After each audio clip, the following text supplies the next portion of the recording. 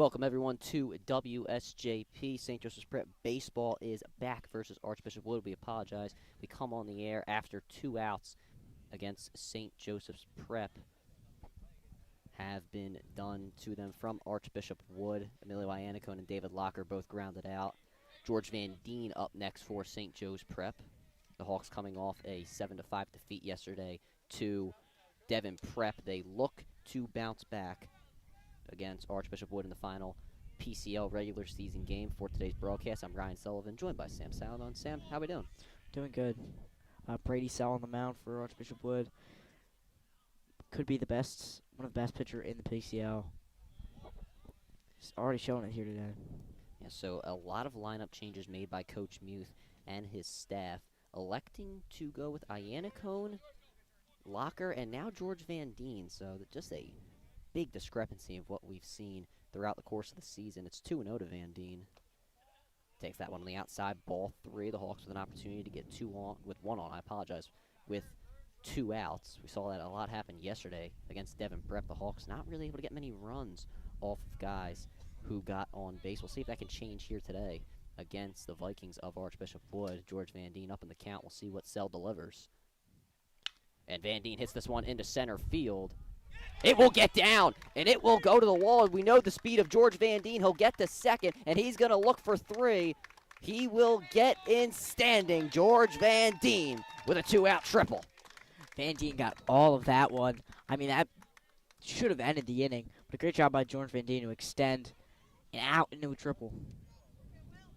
Absolutely incredible. Now Will Ward up to the plate for St. Joe's Prep, and there has, as I mentioned, some changes, a lot of changes in the lineup, something that's staying similar. Will Ward batting, or going back to what it was, I guess you should say. Will Ward batting in the 4 slot. And the first pitch to him, in for a strike as the ball drops out the glove of the Archbishop Wood catcher today, that being Hopkins. 0-1 now to Will Ward. Sell taking his time on the mound. And Ward swings through that one. Another strike on the off speed. Ward was looking fastball, but got the breaking ball. Just caught waving at that one. Ward this season, 20 hits on the year. We'll see if he can extend that incredible season. 14 runs batted in. 0-2. He swings on that one and hits it in play. And it will go out of play now, foul. So Will Ward staying alive, 0-2. I mean, he has to. Like I said before, Sell is one of the premier pitchers in the PCL. Yeah, no doubt about it. Sell, an incredible season, a .96 ERA for Brady Sell. Against some great competition on South College High School. He did give up 7, but we know how dangerous Brady Sell can be. He's showing it here early, even with the triple from George Van Deen. 0-2, Ward fouls that one back again, continues to stay alive. We saw it a lot yesterday, where the Hawks batters, they were staying alive against John Dugan, but unfortunately we're not able to generate many runs. We'll see if they can get going here early. Sometimes the Hawks very consistent when it comes to getting runs early. It happens and it doesn't. We'll see if it happens here though. That one in the dirt, and it will go to the backstop. Van Deen taking home, and he will get in standing. St. Joe's Prep take the lead. Heads up play by George Van Deen. This is a really short backstop. Honestly, kind of surprised that he chose to go home, but just got right under the catcher. Hit on top of the netting, not on top of the netting, but it hit the netting on top of the wall, or the backstop, excuse me. And it was just a great job by Van Deen to walk on home. So now not a lot of pressure on Will Ward to get on, but the Hawks would obviously like to extend the inning for Chris Grasso, who's on deck. 1-2 to the Gwen and Mercy commit. Off speed, too high. Pitcher's count. That one just missed the zone. Sell in his head is like beating himself up, beating up the umpire because he knows that one could go either way. Pitcher's count 2-2 to Will Ward. Takes it in, strike 3 called, got him looking. Will Ward goes down on strikes, but St. Joe's Prep, they get the run that was on third base, and we go to the bottom of the first with Mira to Rupertus taking the mound for St. Joe's Prep. Obviously, I thought you thought you may have got Mira 2 yesterday against Devon Prep, but you get him today against Archbishop Wood. Not many changes in the field for the Hawks today. You will notice Sittler at shortstop. He's wearing number 6 today. I don't know if it's just that he forgot his jersey. Normally Alex Orespi wearing number 6, but Alex Orespi, man for one with others, I guess willing to give up his jersey to Johnny Sittler.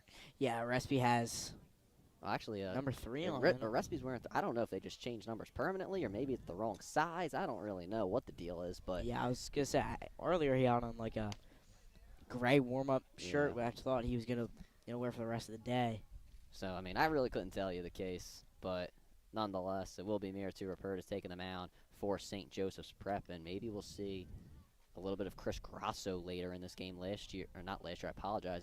In the first game of the PCL season, we saw Grasso. He started the game, and Miritu came in to relieve. So maybe we'll get a bit of a mix-up in this go-around to get Rupertus starting and maybe Grasso relieving. But Rupertus coming onto the mound today for St. Joseph's Prep.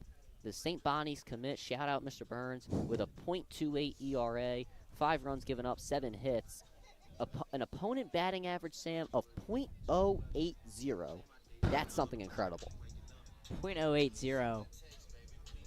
I mean, give a few runs to LaSalle, but that was really his only blemish, and that was only a few pitches where kind of meatballs for the LaSalle batters. They hit him into the gap, opposite field into the gap.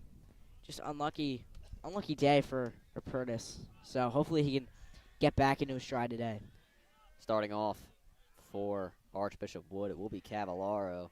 I'm not sure if there's any relation to our coach Cavallaro, our pitching coach. Maybe there is. I'll have to ask him after the game. Nonetheless, Mira to Rupertus.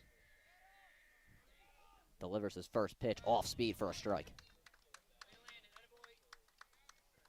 This batter batting .413 on the year. Unbelievable. Highest average on the team. I mean, I guess that's why I have him in the leadoff spot. Just incredible. That is something to behold if you are Mira to Rupertus. That one off speed again, and it's fouled off into, I guess they use this for multiple fields, a lacrosse field, soccer field. They got lacrosse nets up right now. But if you are a lacrosse fan of St. Joseph's Prep, tune in just about an hour's time. Dom Campanera, Chris Coleman on the call at Penn Park for the Prep versus K-Penn Lopin. So make sure you tune into that as well as this game. 0-2. That one fouled off. First fastball we've seen today from Mira to Rupertus, trying to put Cavallaro away early.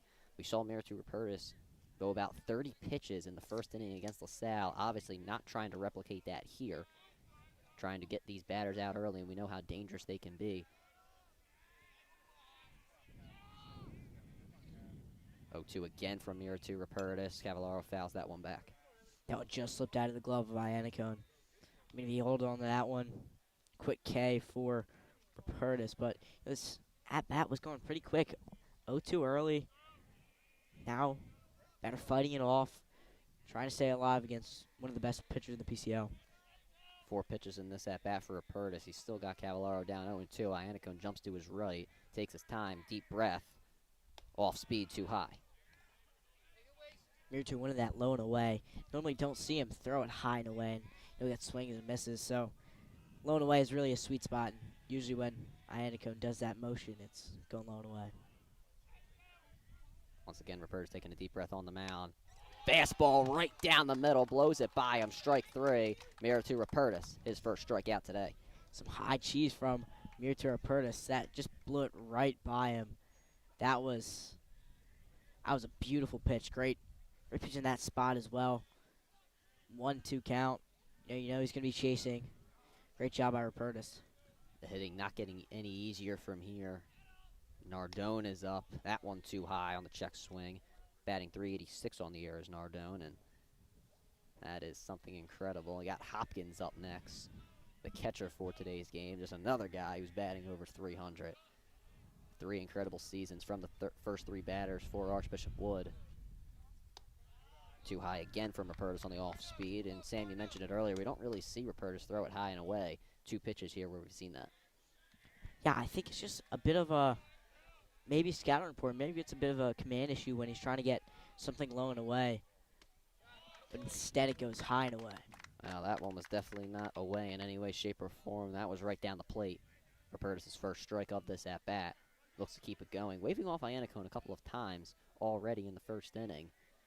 We'll see if it works out, though, for the Bonnies commit. Fastball right down the middle. That one fouled off. Rupertus back into the count, 2-2. That one looked like it got the inside part of the batter's hands. Just fought that one off late on it. I think if Miritu goes right back to that high fastball, he's going to get him here. We'll see if he does. Iannacone jumping to his right.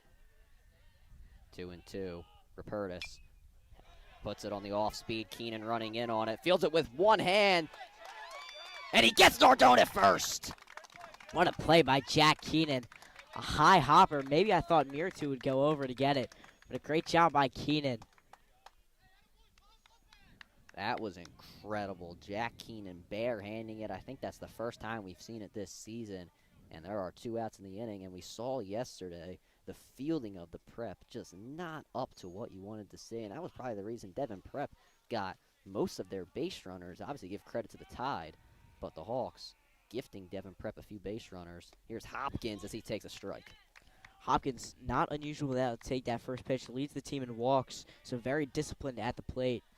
Looking to get on with a free pass. Miritu Rupertus looking to put this first inning away. Noise being made by Archbishop Wood's dugout, but Miritu Rupertus doesn't seem to care. Puts it right by Hopkins as he calls time. It's a quick 0-2.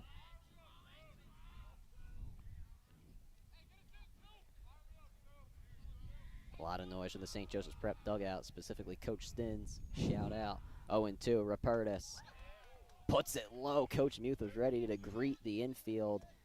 The infield was ready to greet him, too. That is very true. Locker was just about ready to get back into the dugout. I know it's hot out there.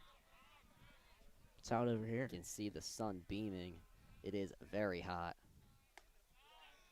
Pitchers count 2-2.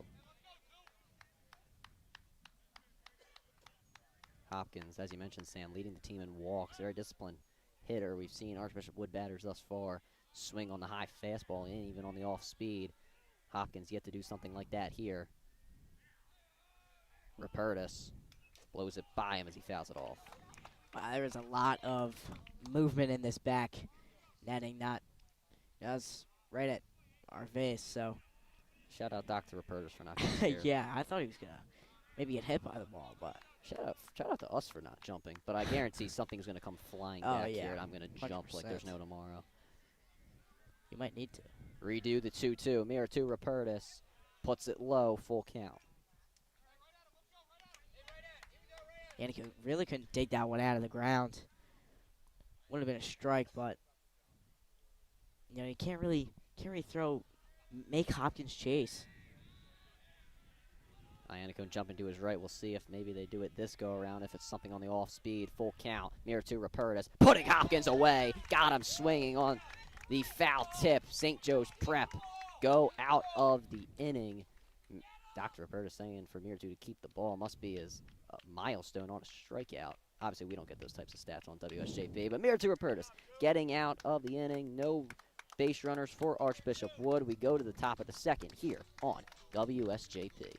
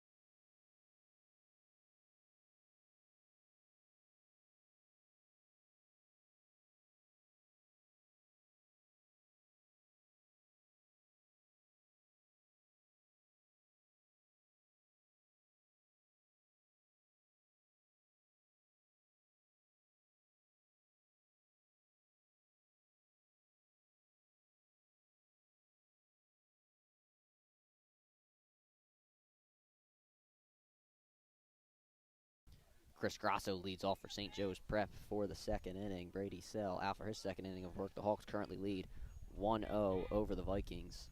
As Grasso takes the off speed for a strike. Grasso not liking that call at all, looking back at me. I don't think I like that one either. I really right below the knees, I think he's giving. on the line of the other batter's box. I think he's giving me that. Sully, you get that on video? Look. 0-1. Not really the angle for that. I think that one should have been a strike. Yeah, that one looked a bit more inside of the zone, but it's 1-1 or 1-1. I apologize. Nonetheless.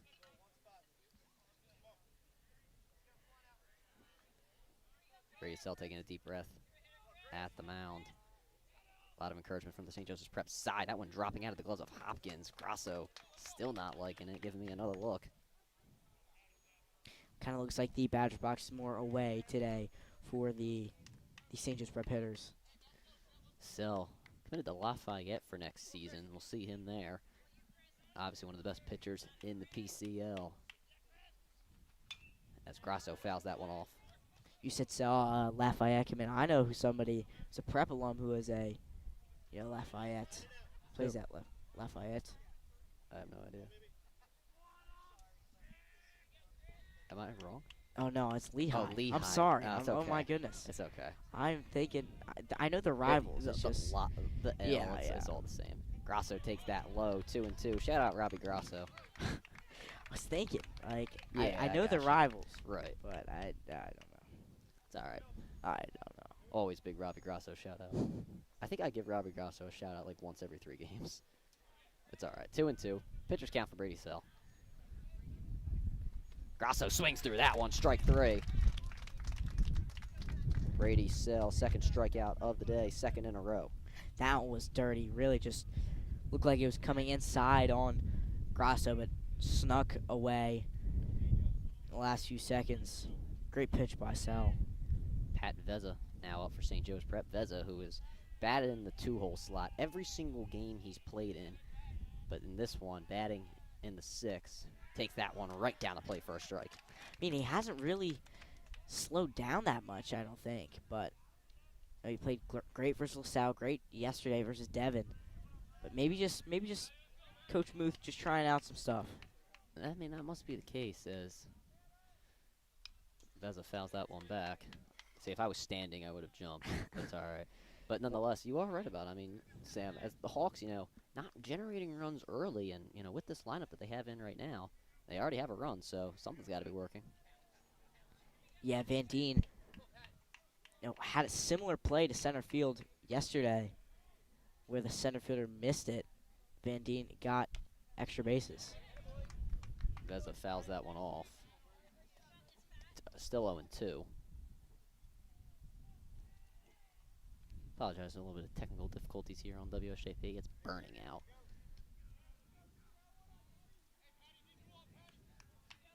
The Hawks looking to get one on with one out. Brady Sell has Veza down 0-2 though. And Veza hits that one in the center field, and it will get down for a hit. Pat Veza gets on with one out. Good rip by Patty Veza. I mean, he's been doing that all year, just hitting it right back to where it came from. Great job to lift that into the outfield, get down for a knock. That's actually incredible, Sam. As he was down 0-2 and comes back in the at-bat, fouls a couple pitches off, making Sell pitch to him, and he still is able to get on, even after Sell did all that work. Kyle Allman now up, his second straight game playing. Danny Matthews, second game, not playing in the field. So maybe Matthews being saved for the playoffs, give him a bit of a rest. Matthews did pitch a lot, though, yesterday against Devon Prep, so maybe a reason that Danny is not playing.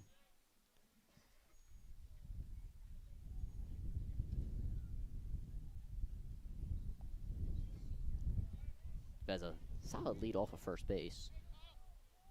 Yeah, if I'm Allman, I'm looking to hit this one opposite field for a base knock. So there's a huge hole from the first to the second base hole. There's gigantic opening. Just get one on the ground over there. Veza may even move to third because there is no fielder around. Definitely good point, Sam. Obviously, the outfield a little spread out here today. 1-1 to Kyle Allman. That one a bit low. Good framing from Hopkins behind the plate, but called for a ball nonetheless. Allman trying to fight in this AB. Like I said before, really just needs to get contact and get it into the field. Allman, I mentioned it yesterday, just recently signed to Catholic University to play football there next season. Still trying to make an impact on the diamond. Off speed for a strike is called. Allman stepping back into the batter's box after taking 1 foot out. Now, if I'm Allman, I'm looking low and away. Cassell wants that. Obviously, he wants the K, but he wants the double play. So low and away. And Allman swings through that one on the foul tip, strike 3. Anything but low and away. Yeah, guess I read him wrong, but that's 3 strikeouts for Brady Sell in this game. Jack Keenan. Keenan's been moved around the lineup a couple of times this year. He's batted in the 5th hole slot for the past couple of games, but now batting 8th today.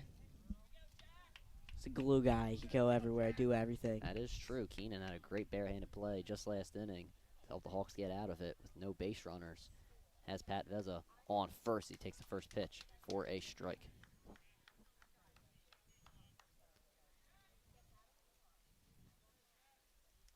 Brady Sell did give up a base runner in the 1st inning. That run did score for the Hawks. George Van Deen had a triple. And Veza gets back after Sell steps off the mound. No pickoff attempt, though. We saw a lot of pickoff attempts yesterday against Devon Prep. And Keenan looking to bunt, but it's just going to be a decoy for the Veza steal, and he is out at second base. That was an absolute hose piece from Hopkins. Fezza, not the best jump, but just an incredible throw down to second base. An incredible throw to second base, probably an understatement there. Hopkins was incredible on that pop time. We need to get somebody on that. I don't think we did looking around, but nonetheless, that was absolutely incredible by Hopkins. Miritu Rapertis, though, coming out for his 2nd inning of work. And Sam, I mean, the lineup changing for St. Joseph's Prep here today. Obviously, it's interesting to have the lineup change like this at the very end of the season. But the Hawks, they had the lead, and they've gotten a couple base runners, a lot more than what they could have said yesterday against Devon Prep in the first few innings. Yeah, I think this team just needed something to be, just needed a refresher. That was a tough loss to Devon yesterday. Really a team they shouldn't have lost to in the Devon Prep Tide. But, yeah, I just think that's really the main reason is they need something to get them going. The Hawks currently on a 3-game losing streak to LaSalle, Malvern, and yesterday Devon Prep. This game obviously getting moved from tomorrow to today, which kind of got me into a frenzy, if you will, trying to organize who's going to be broadcasting what. So Sam and I able to come out here. Chris Coleman, Dom Campanero able to go out to La Crosse. They're going to start in just about 30 minutes, 34 minutes to be exact. We'll put that scoreboard for you. We'll put that scoreboard up for you. I apologize. Mixing up my words here. I don't understand that. But nonetheless, we'll put that scoreboard up. The Hawks taking on Cape Henlopen, one of the best public school teams in the country. But getting back to this game, Caden Vaca. This guy is someone who is absolutely incredible. Definitely can make an argument for the PCL MVP. I mean, Sam, a 404 batting average is just...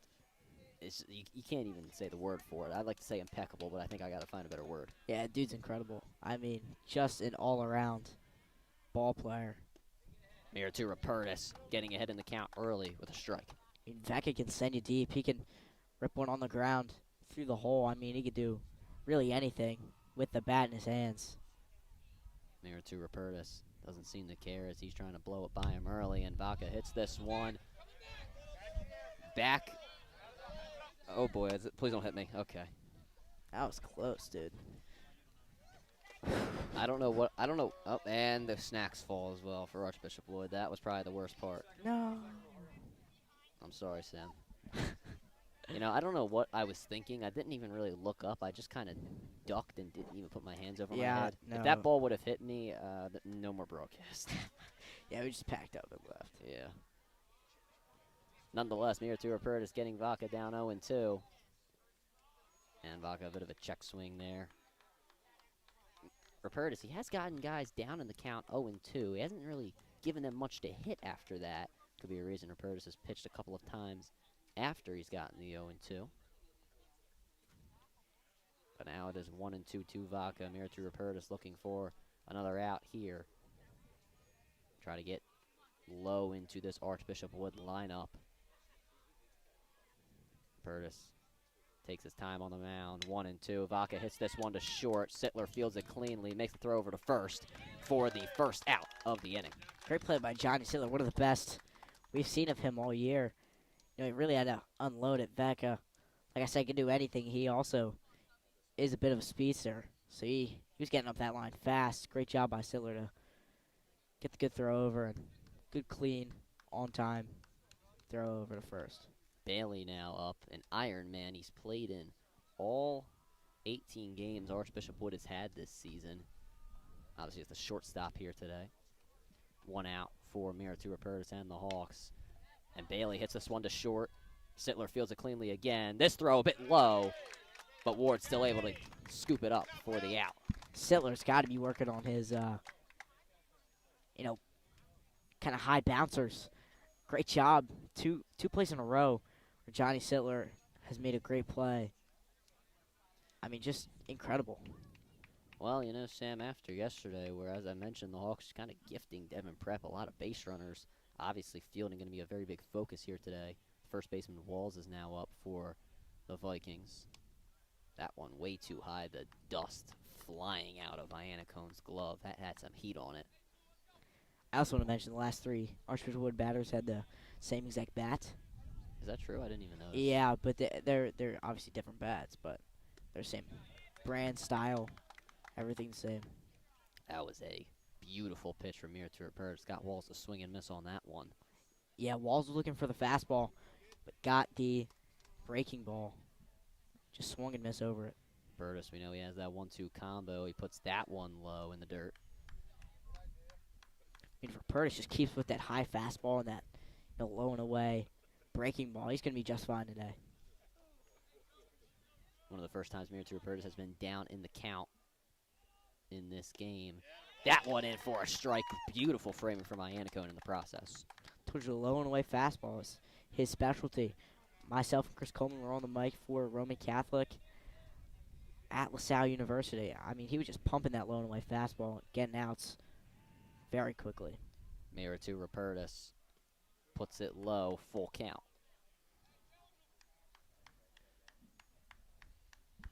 I mean, Rupertus just has to. I think you just got to go back to the high fastball. Well, let's see it. Last 2 outs were on the high fastball. Choppers over to Sittler. Sittler, must have worked on his fielding over the weekend. Great job. But in the last 2. The second full count of the game for Miritu Rupertus. And he puts it in there. Strike 3 called. Got him looking. Miritu Rupertus getting out of 2 innings with no damage done. We go to the top of the 3rd, and we'll take a break on WSJP. We'll be back in a few moments.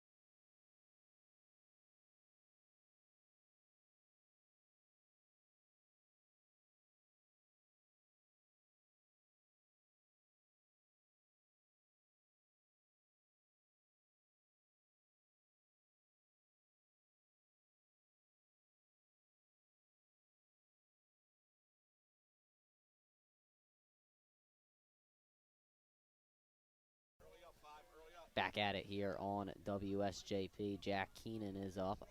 Keenan had a plate appearance already, but he was not able to finish it as Pat Vezza was caught stealing down at second base in the second inning. First pitch to Jack Keenan. He fouls it off. Keenan, like you said, didn't finish his first at-bat, but really just trying to hit it right back up the middle. The only 2 hits for the Prep are Van Deen and Patty Vezza. Hit it right back to Sell, right back over his head. Jack Keenan take that for a strike a bit inside. Keenan goes, it's all right. But he's down 0-2 here. He jumps right back into the batter's box. I mean, that was a nasty pitch by Sell. Low and in. You know, normally righties don't have that swing pattern to go low and in. Hopkins jumping inside, 0-2 to Jack Keenan, and he fouls this one off. Well, that one took a bit of a bounce, too. Yeah, it looked like it, though. I don't know what that edge of the grass over there. Yeah, it's something. Maybe it's probably for runners to, like, get an advantage on the when they're going home. Maybe if George Van Deen used it to his advantage. I couldn't really tell. Definitely did. Probably, yeah. Definitely did. All right. Jack Keenan still down 0-2. Fouled the last pitch off. Sell sets, fires, delivers. Keenan hits this one through for a hit. Jack Keenan getting the 3rd hit of the game for St. Joe's Prep, and it's been a theme so far, Sam. The Hawks working Sell in the count, making them get the 0-2 counts, and then they're able to get knocks.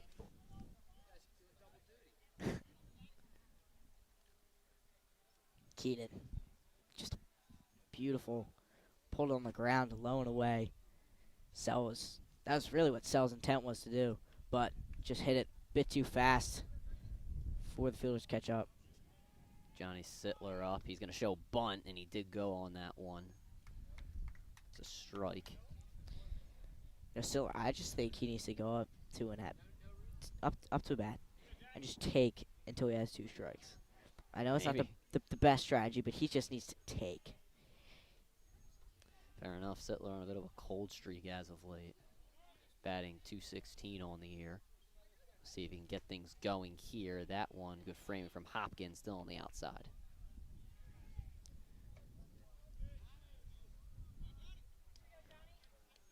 Keenan leading off first for the Hawks. Johnny Sittler calling time, and he gets it. I think he's waiting as he is going to get a sign from Coach Connolly down at 3rd. Sam, can you interpret what he's saying? I can't even see him. All right. Anakin's in my way. So. Ah, come on, Meals. Sittler 1-1. Sell looking Keenan back over at first. Takes a deep breath, takes his time as well, and he delivers off speed. Called for a strike. I want to go back to that first pitch where Sittler offered with the bunt. That's not what you want to do with the bunt. He had both hands at the handles, just really just putting his bat out there. But when you want to execute a bunt, you want to step back more in the box. So if the ball gets by or runner goes. Sittler swings and misses on that one. Goes down on strikes. Top of the order coming up for St. Joe's Prep. Emilio Iannacone. Now finishing that thought, if the runner goes, if he's trying to get that bunt down, it's harder for the catcher to, pop up and because he has to step back and then throw instead of just straight throw. Iannacone grounded out in his first at-bat. You wouldn't know. We weren't on the air at that time, but, maybe we could just say he had a hit. Maybe we say you have a home run. Yeah, you never know. We could say that. Well, unfortunately, then we'd be discrediting George Van Deen's run, and I wouldn't want to do that. Nope. First pitch to Iannacone. Shaked his head no before the ball even got to the glove of Hopkins. He was for sure on that one. 1-0. There's a lot of approaches when you're coming to set. One of the most popular ones is saying yes, yes, yes, yes, yes, yes, yes, and then no when the ball hits the plate if you don't like it. Like swinging all the way. I think that's what Emilio's approach is. Foul tip on the next pitch for a strike. The Hawks making contact. When they do make contact, it's been somewhat decent in the field, but Sally's gotten 4 strikeouts already, so he's trying to prevent as much contact as possible, and he's been doing somewhat just that. 1-1 to Emilio Iannacone. That one's low. Once again, Iannacone shaking his head. He's up in the count. Keenan, not a big lead off of first base. Somewhat solid. Thank you for reminding me to move the camera, Ryan. Anything, Sam. Anything for you. 2-1 to Emilio Iannacone. Still 1 out in the inning. Archbishop Wood looks like they're playing for the double play ball in the infield. Oh, that one was high. Still called for a strike. You know, Iannacone knows the strike zone more than anybody else here, other than maybe the umpire and maybe Hopkins. But he is senior, very experienced behind the plate, knows where his strike zone is, especially. 2-2. Pitchers count. That one high again. This time called for a ball. Iannacone, you know, like I said, hits him normally up the middle, opposite field over the second baseman's head. Now 3-2 count, has to defensive swing. It's kind of that's where it's aiming at, up the middle or over the second baseman's head. We've seen 2 full counts from here to Rapertis. It's worked out for him.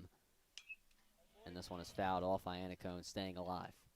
Very defensive swing, just trying to hack it off, staying alive. Knew that one was going to be in the zone, wasn't going to be called a strike, so just late swing for Emilio Iannacone, just fouled that one off. Full count to Iannacone. Once again, he just fouled the last pitch off. Sell liking the first call from Hopkins down at the plate. We will do the full count again, and Iannacone will once again foul it off.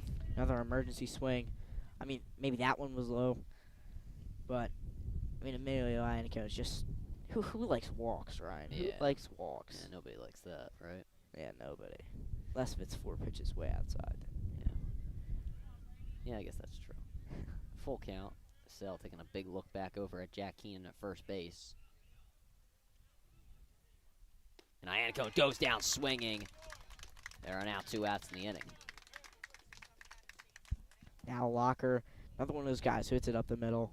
I mean, the majority of the players on the prep hit it right up the middle. So if I'm really Archbishop Wood or any team out there, I'm shading my shortstop over. Not shortstop, second baseman, you know, depending on the handness of the batter. Just kind of up the middle so he can make it play if he needs. That one in the dirt. It goes to the backstop. That will be a free base for Jack Keenan on the pass ball. Jack Keenan doesn't wear anything on his hands when he's running. Not normal. When He's you, old school. Yeah, I mean, not me. So I would never do that. Right? You know. Gotta protect the pinky. Yeah, it's fair. We didn't have that when I was like playing like Little League ball. Obviously, when I was a Walter Mercy Academy baseball star. Back in my day. Yeah, I know. Yeah. This was all 3 years ago. Want to note to David Locker. Jack Keenan now in scoring position. Locker takes that one for a strike. He knows it. Locker, kind of a half swing. He knows he should have swung at that, and if he did, huge hole, third shortstop side. So really would have maybe even scored Keenan, depending on the speed of the ground ball. Third pitch of the at-bat to David Locker. Keenan somewhat being held on over at second. That one too high. Locker don't swing at that one, though. Another catcher that really knows his zone. It's David Locker. Yeah, Locker primarily playing second base this season. Yeah, he's been doing great, too. Definitely has. Maybe we'll see him as the catcher next season when Emilio Iannacone graduates, but we got to focus on the now. And this 2-1 pitch that Locker swings at in the dirt. I mean, that breaking ball from Sell is absolutely filthy. Like I said, looks middle, and then just cuts last second and can't do anything about it. 2-2, David Locker trying to drive in Keenan. Sell trying to get out of the inning with just one base runner, and he waves time. Practice swing, deep breath from the Hawks starting second baseman, David Locker. Sell getting encouragement, so is David Locker from both sides. Here's the 2-2. Too low, and it goes to the backstop. Hopkins didn't even realize it, so Jack Keenan gets the third base. Keenan getting around the bases on all passed balls. Now a full count to David Locker. Now Locker, all he needs is a ground ball through the hole, line drive into the outfield to score Keenan. Prep would take a 2-0 lead. Excuse me, not a win. Oh, we'd like to see that when the bottom of the 7th comes around. But now David Locker trying to get the Hawks out to that 2-0 lead. And he takes it low, ball 4. So David Locker getting on with the walk.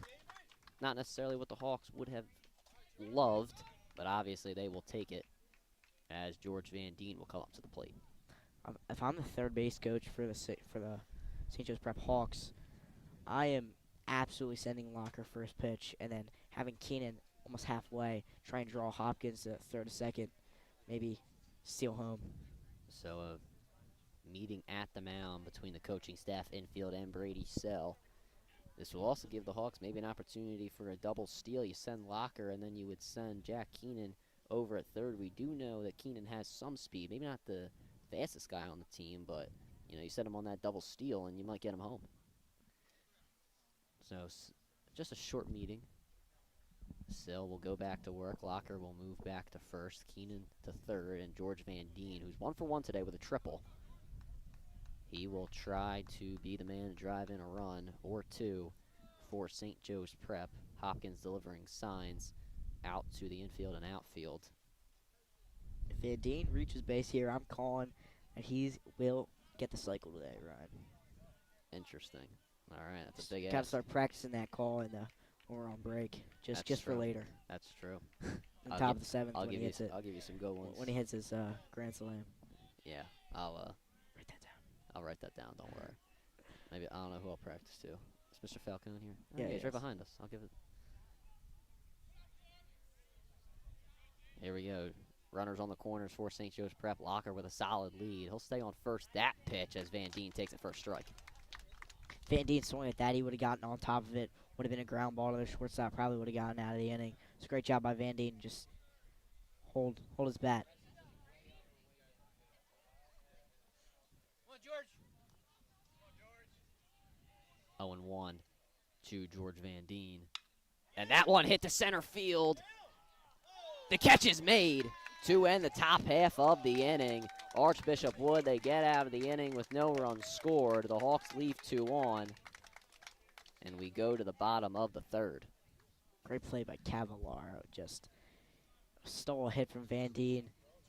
Really making up for earlier when kind of dropped or misread that play in center field. End up Van Deen getting a triple and then scoring on in the next at bat. Yeah, so the Hawks still with a 1-0 lead. Obviously, that was a beautiful catch out there from Cavallaro. Locker obviously a bit upset that the Hawks were not able to drive in a run. But Miritu Rupertus coming out for his third inning of work. And we will see what the Bonnies can do moving forward into this game. Obviously, Rupertus, not too many pitches thrown in this one. So far. Yeah, so far. So as of now, Coach Muth can relax a little bit. Yeah, Miritu. I mean, really in every game except for that LaSalle game, he's been lights out. Like you said, an 0-0-8. Got to be less than that now after these just two innings of work. I mean, he has just been 1-2 punch has been incredible. Beat you with the fastball. Throw you off guard with the breaking ball. Just could be the best pitcher in the PCO. And we'll see if he can keep it going as we move on to the bottom of the order for Archbishop Wood. The due-up, DiGiuseppe, Clay, and Broadwater. 7-8-9 for the Vikings. Keenan, Locker, and Sittler meeting Rupertus at the mound. Fist bumps as the huddle disbands. DiGiuseppe now up, starting second baseman for today's game. Here to Rupertus. Getting ready into his windup. And he's making sure Kyle Almond's back in center field. I don't know why he wouldn't be. Nonetheless, here to Rupertus. Maybe he's going to play catch with the football. Maybe. You never know. Kyle Almond, big time receiver for St. Joseph's Prep football. Off speed on the first pitch for a strike. I mean, how much dirt does Iannicum put in his glove? I do not. It seems like every pitch about, an ant mound of sand or dirt gets put in the air after the glove pop. I don't like it when it comes all the way back here and gets on the computers as DiGiuseppe fouls that one off. Yeah, I'm feeling it on my hands. Really? Wait, yeah. I don't feel it. Oh, it's just Kind of got dirt. almost got in my eye. I was like getting a little scared. Yeah, you'll be all right. Thanks, Sam. Computers won't be all right though. Yeah, my computers are. Oh, you have a little contraption over here to block it from the sun. Maybe that's open. Maybe. Blocking Not dirt much, as well. but, Yeah. it's all right. 0-2 from Rupertus. As DiGiuseppe hits this one into right, Veza comes up on it to make the catch. Beza made a few plays versus LaSalle that really impressed me. But that one, just kind of positioned that way. I think if he was in his normal position, that would probably drop in for a base hit. But he was in a little bit. Great job by Veza. Track that one down. Shout out Coach Muth as well. Right before, I believe 2 pitches before, he told Veza to come in. So, good job from Coach Muth to know that one. First pitch to Clay in for a strike. Well, he knows Emilio's going to, give Rupertus the fastball. Yeah. And, 0-2, you're going to be late on it because you're defending. So, Next pitch high, 1-1. Solid pitch from Rupertus. feels like every pitch is a solid pitch. Yeah, that's fair. Every single one calculated its own way. Here to Rupertus. Not going as fast as he has been this season, taking his time between pitches. That one high on the off speed. Didn't do it the last AB. And he was a bit quick, I guess I would say. I mean, maybe that's another, in a way, he plays these mind games. He's fast with one guy and slow with another. And then the next time he comes up.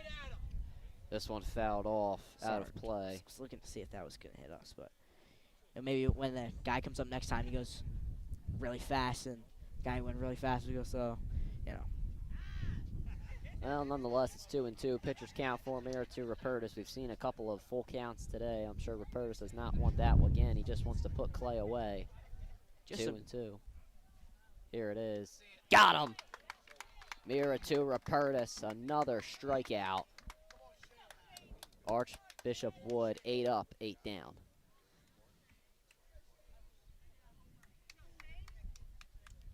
That fastball is just unbelievable. Buckled Clay at the knees. Just unbelievable pitch.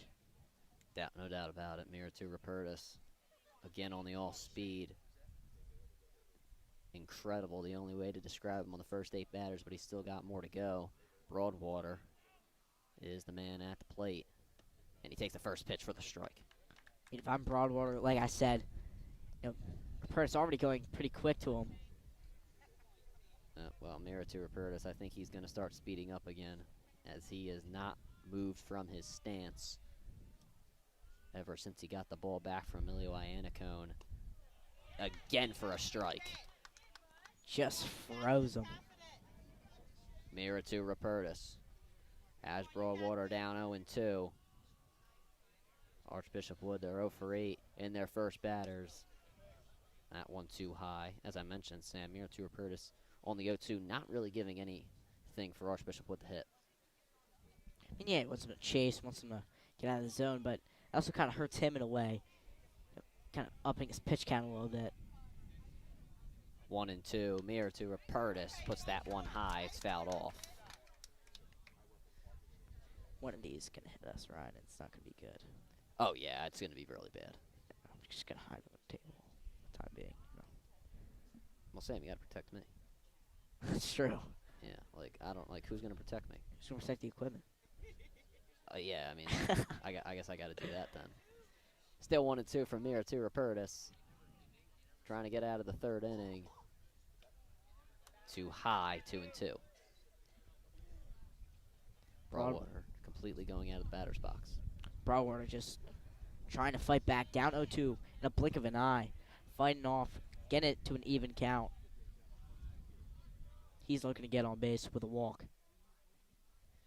2-2. Mira to Rupertus looking to get out of this third inning. And he will. Got him swinging. Mira to Rupertus. 9 up, 9 down.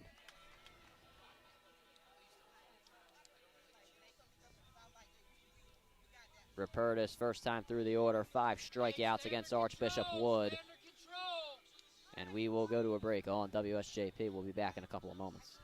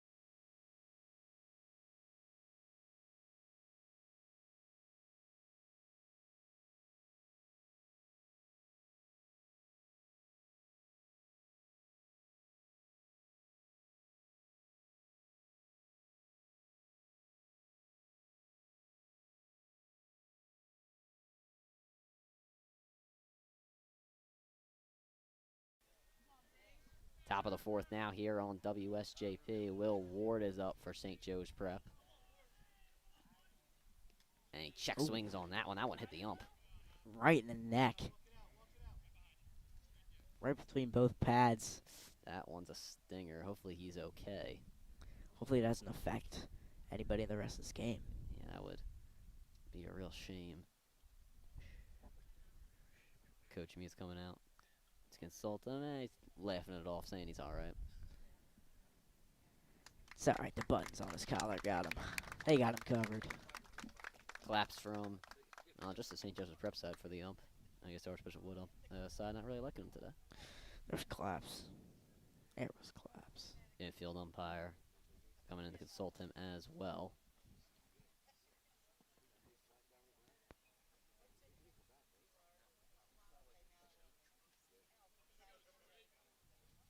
Back at it now.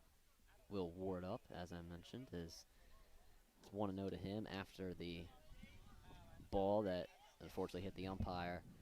Back at it. Will Ward leaves it low for a ball. Hey, one pitch, one spot. Come on, one pitch, Ward one spot. wanting to make Sal pitch to him. Hopefully giving him a 3-0 meatball he can send over the fence. We will see if that is the case. This is a longer field. Center field is 390, 315 on the right field side. Left field's 330 as Ward takes that one right down the middle for a strike. 315 at Yankee Stadium. Hits one out. Pulls one. Hits one at Yankee Stadium. Yeah, that's fair. I never really thought of it that way, but yeah, I guess that's the case. 2-1 to Will Ward. That one just on the outside. Inside. Oh, sorry, inside, yeah. And at least I have Sam here to Keep you in check. yeah, keep me in check. Keep my ego down. 3-1 to Will Ward. And that one's right down the plate for a strike. Ward, I was surprised that he took that one 3-0. 3-1, excuse me. Hey, base it, ball four. Come up. Full count to Will Ward. We've seen both Rupertus and Sell be in a full count here today. The wind is blowing at Archbishop Wood. Here's the full count. And Ward swings and misses in the dirt. He goes down on strikes for his second straight at-bat.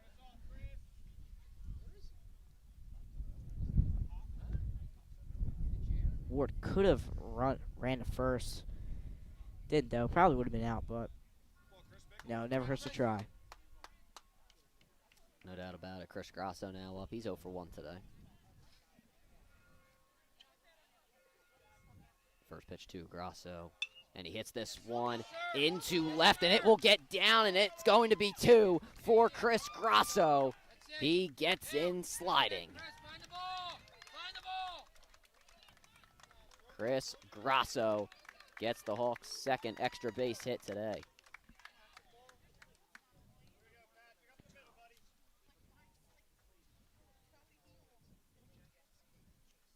It's a ball off the plate. And Grasso just absolutely got everything of that one. I mean, 10 more feet, and that's a homer. No doubt about it. Beautifully hit ball from Grasso. It just curved on the right field line and was able to stay fair. And now Patty Vezza up with a man in scoring position. Vezza's 1 for 1 today with a single.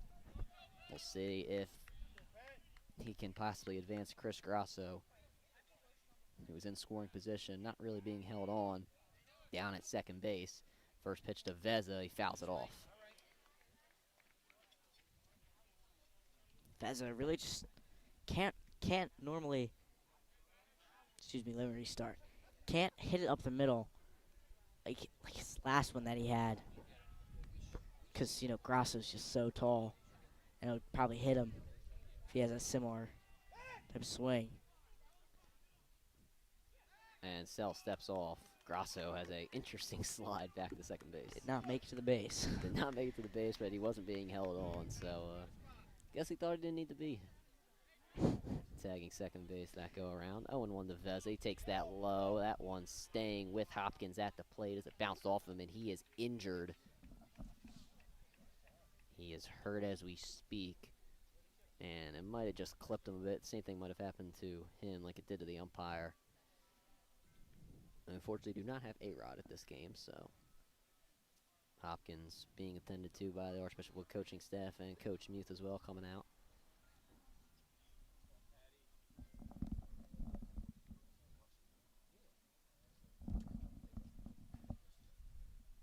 So we hope he's okay.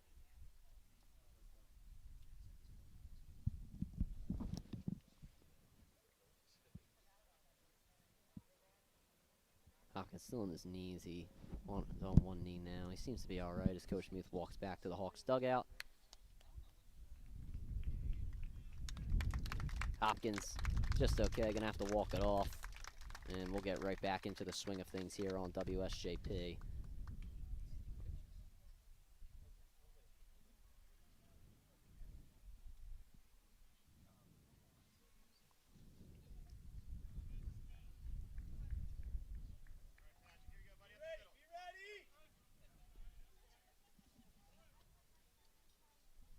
One and one to Pat Veza. Grasso on second base for the Hawks. Still one out in the inning. Both guys getting a bit of a break here. That one too high. Veza really just want to work this one to a 3-1. Make Sell pitch. The Hawks have been doing that here today. They've been able to get Sell up in the count, which sounds a bit odd, but they've gotten him up in the count, and it's worked to their favor. Veza wants time, not. Yeah, Veza not awarded it. 2-1. Sell looking back Grasso 3 times. And Veza foul tips that one into Hopkins' glove. Veza even 2-2. I'm guessing this one from Sell. It's going to be high. Trying to get the swing and miss. But if Veza gets a hold of this one, it'll either go far or into the gap. 2-2 to Pat Veza. Grasso still on second, not a big lead, and Veza fouls that one off. Was I right or was I right, Run? High. You were right. But he fouled it off instead of, missing it. No, it's all right. Hopefully Pat Veza can prove you right on this next pitch. Still 2-2. Pitcher's count favor for Brady Sell on the mound. Gets out of his stance quickly. Likes the call from Hopkins. Grasso being held on. And Veza hits this one to second. D.G. Giuseppe fields it cleanly. Makes a throw over to first for the second out of the inning. Grasso able to advance to third, and that will leave it all up to Kyle Allman to drive in the second run for St. Joe's Prep. Allman just needs a single to score Grasso. So Kyle Allman 0 for 1 today. He'll look to drive in Grasso over at third.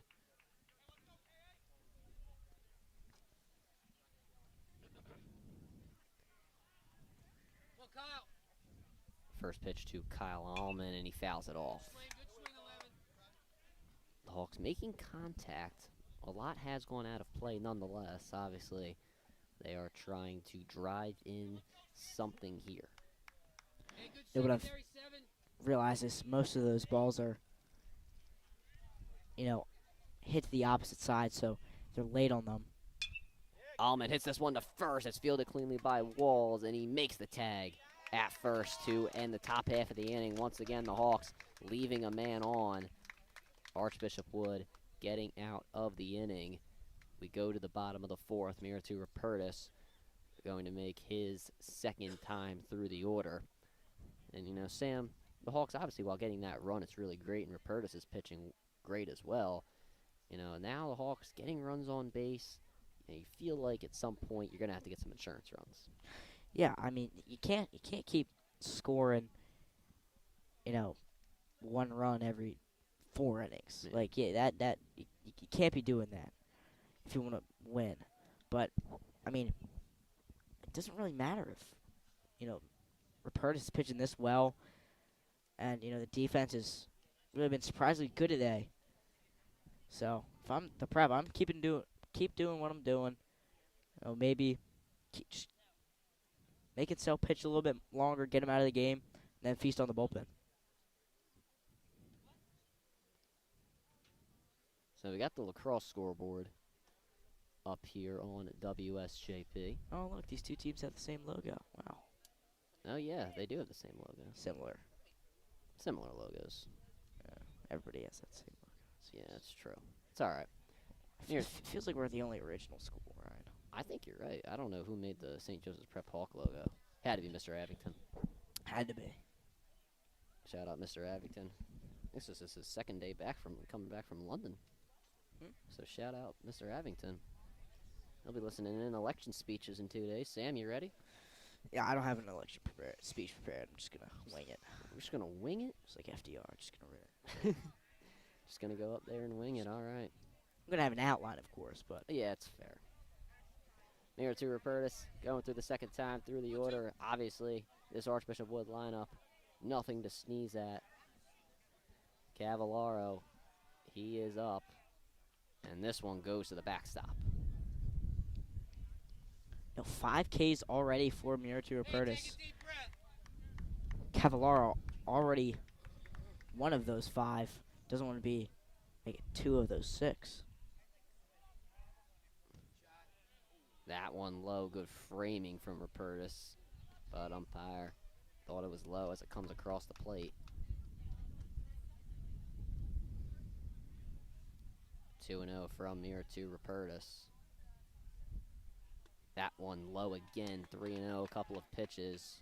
I guess 3 pitches now. Getting away from Miritu Rupertus. Not looking to walk Archbishop Wood. You don't want to give them a base runner.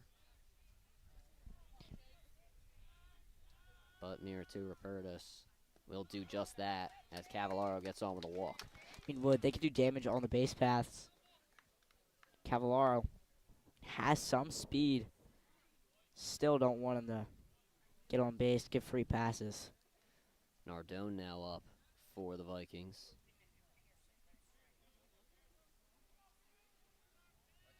And he is going to show bunt. And he'll bunt it foul.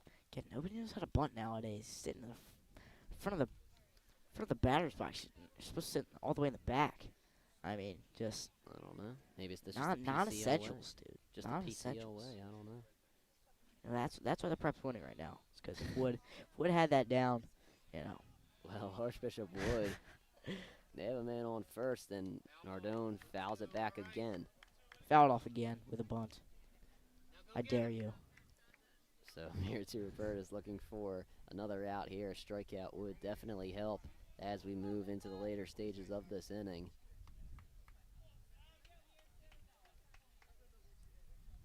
Miritu Rupertus has Cavallaro on first. Nardone obviously not going to bunt now, and he hits this past Keenan and Sittler for a hit. Everybody just advances one base. There are now 2 on with no outs. Now, if Keenan was played normally and not in from that bunt attempt, you could call it that bumped attempt, Keenan was in, so running backwards, if he was stationary, he would have 100% made that play, maybe even turned 2. Hopkins now up, 2 on with no outs for Archbishop Wood's best player, arguably, and he's going to show bunt. That's an interesting move. Keenan moving in, and that one's in for a strike. Still on he's got a full grip on the bat. Like, it's going to take your hand off, dude. I don't know, but Hopkins stepping back in the batter's box here. We'll see if he shows bunt again. I was pretty interested to see him show bunt. Something I don't think you typically see from him. And he takes that for a strike. I mean, yeah, usually Hopkins is the type of guy to just make you pitch and then get on base. Don't really want to give up 2 easy strikes like he just did. Be smart, too. Be smart. Kind of giving up one with a bunting attempt. 0-2 from Miritu Rupertus. He's up in the count. And he puts that one too high. 1-2. Curtis just has to pump it low and away. Worst case scenario, it gets through for a base hit. Bases are loaded, but the best case scenario, he strikes him out right in the middle as a ground ball to Ward for a double play. And we'll see if that can happen. Obviously, that is the dream scenario for the Hawks. That one goes to Iannico. Here's the throw to third. Cavallaro safe. So is Nardone. That was a bang play. I think maybe it could have gone to Iannico, but So now both runners in scoring position with no outs. Meritur Rupertus looking to at least get one infield in for St. Joe's Prep.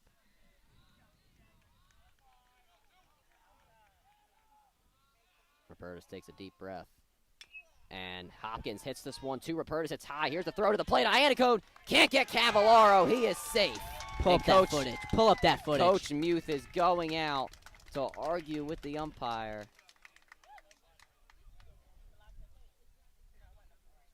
What a play by Rupertus, though, to just jump up and get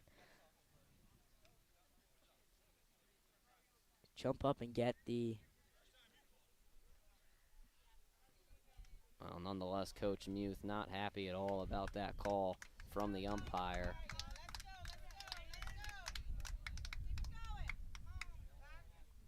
That will be Archbishop Wood's first run of the game. They still have 2 on with no outs. Vaca now up for the Vikings. And umpire moving back the complimentary runner for Archbishop Wood will be Rohrback. Yeah, I was trying to pronounce that name. I was going to say that, but. All good. Rohrback taking a solid lead. Runners on first and third for the Vikings, and Vaca fouls that one off. Foul tips it into Iannacone's glove, I guess I should say. So still 2 on with no outs, and obviously the first and third, not where the Hawks want to be. Hawks would be lucky to get out of this with just one more run given up. You strike out Vaca here, and then. There's a steal to second. This one hard hit to Kyle Allman. He makes the catch. There's going to be a tag home, and Nardone in safely. Archbishop Wood have taken the lead. And Coach Mew saying throw it to third. He doesn't think that Nardone was on third base. Well, the umpires, I don't think they really wanted that to happen. Well, here's the throw to third. And he's safe. It's just a precautionary throw to third. So now Archbishop Wood, they have taken the lead over the Hawks. Bailey's now up.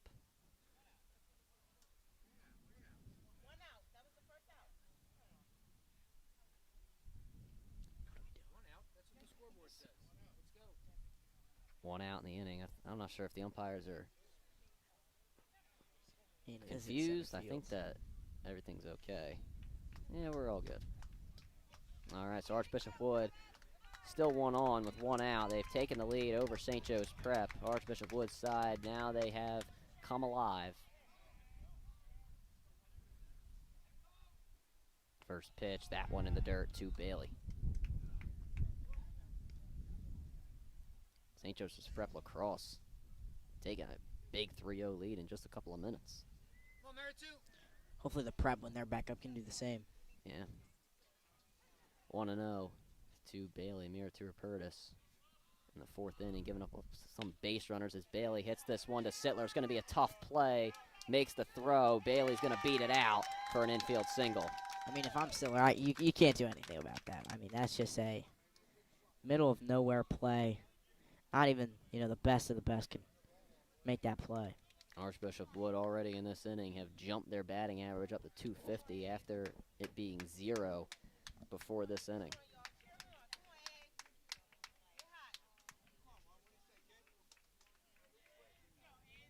So now 2 on with 1 out.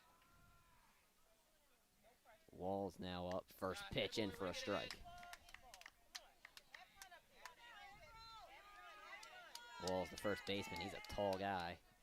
The Hawks, they warmed somebody up as Mason Holmes comes back to the dugout as the catcher.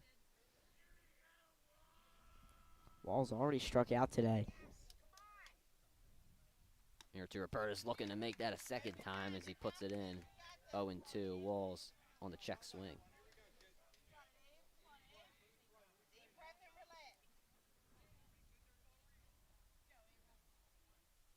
Meritur Rupertus has balls down 0-2, looking to get the second out of this inning, and he puts it too high. Rupertus really just If I'm him, I'm doing it high and inside and trying to put walls away. Drop the ball. And he got the ball.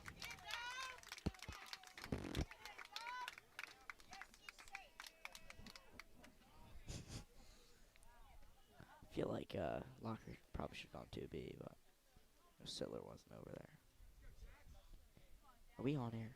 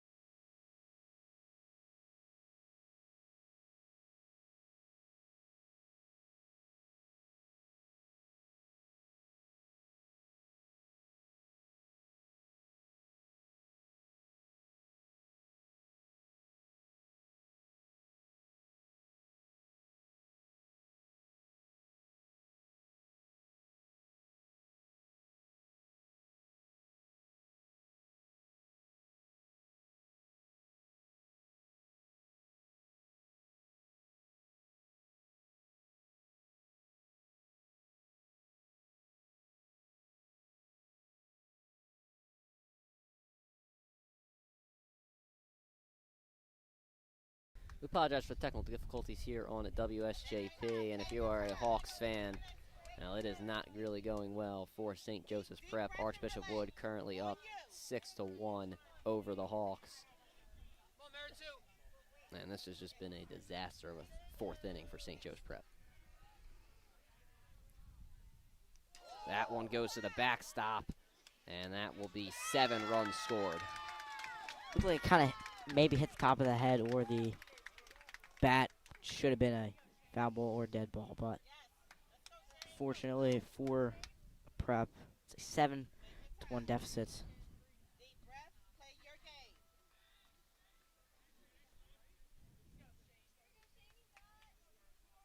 So Broadwater's now up. Archbishop Wood all of a sudden have got their batting average to 357. After just being 0 Yeah. and out before. Meritu Rupertus drops in a strike, and strike 3, actually, I apologize.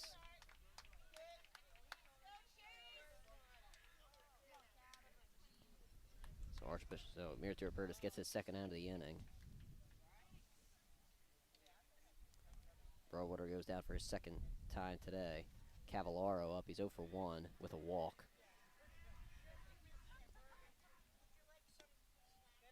First pitch to him is a ball on the outside. Meritu just has to kind of throw it down the middle if he wants any calls. Not getting anything on the corners. That one low as well, another ball. St. Joseph's Prep Lacrosse still up 3-0 as we go into the second quarter. 2-0 here for Meritu Rupertus. And that one hit directly to Ward. He makes the catch to end the inning. But Archbishop Wood, they have turned this game upside down. It is 7-1 Vikings as we go into the top of the fifth. We'll take a break on WSJP. We'll be back in a few moments.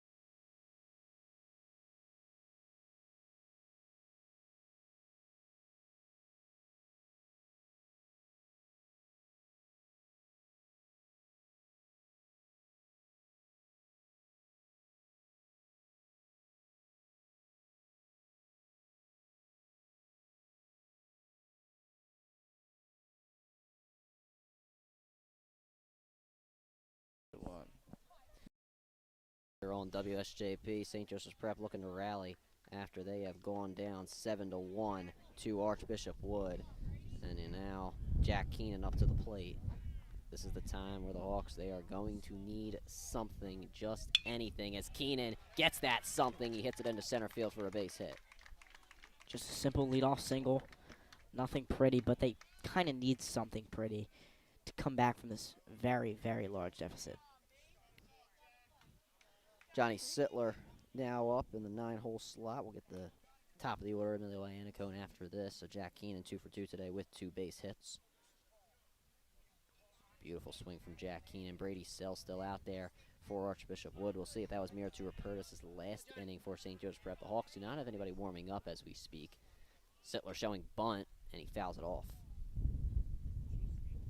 Another one, Siller. I just think he just needs to go up there and take until he has a strike. Don't think he should be bunting, especially when he's in this kind of slump. Should not be bunting and offering at every pitch he sees. Archbishop Wood looking possibly for a double play ball. As I mentioned, now 7-1 Archbishop Wood after that 4th inning. And Sittler swings through that one, 0-2.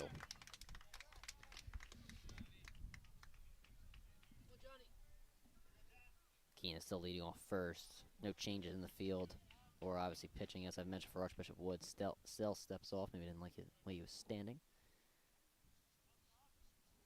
Keenan once again taking that lead off of first base. Sell giving him a big look back.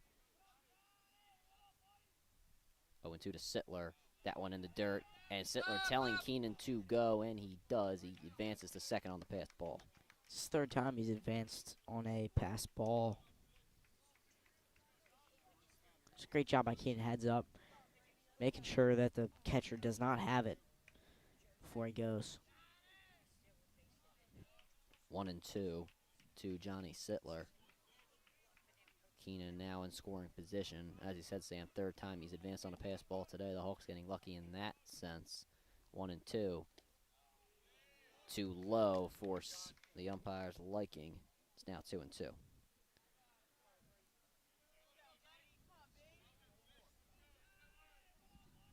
Pitcher's count for Brady Sell. Waving off Hopkins one time. Likes the second call. Gives a big look to Keenan. Back at second. Off speed. Got him looking. Straight up buckled him at the knees. Sittler could not do anything. Sittler goes down on strikes for the 2nd time today. Sell has 7. Emilio Iannicone up to lead off for St. Joe's Prep.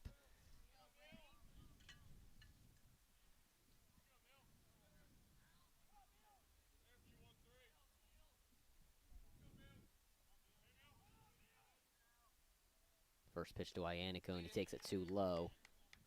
Yeah, every first pitch we've seen from Guzzi to Iannicone has been low and away. Just something to note. So 1-0 to Iannicone, as you mentioned, sitting for the 3rd straight at-bat. Hopefully that can lead to something for St. Joseph's Prep. As we mentioned, they could just use anything as we speak. 1-0. That one way too high. Almost clipped Iannicone's helmet. I don't know why the word couldn't come to me there. 2-0, though, to Emilio Iannicone.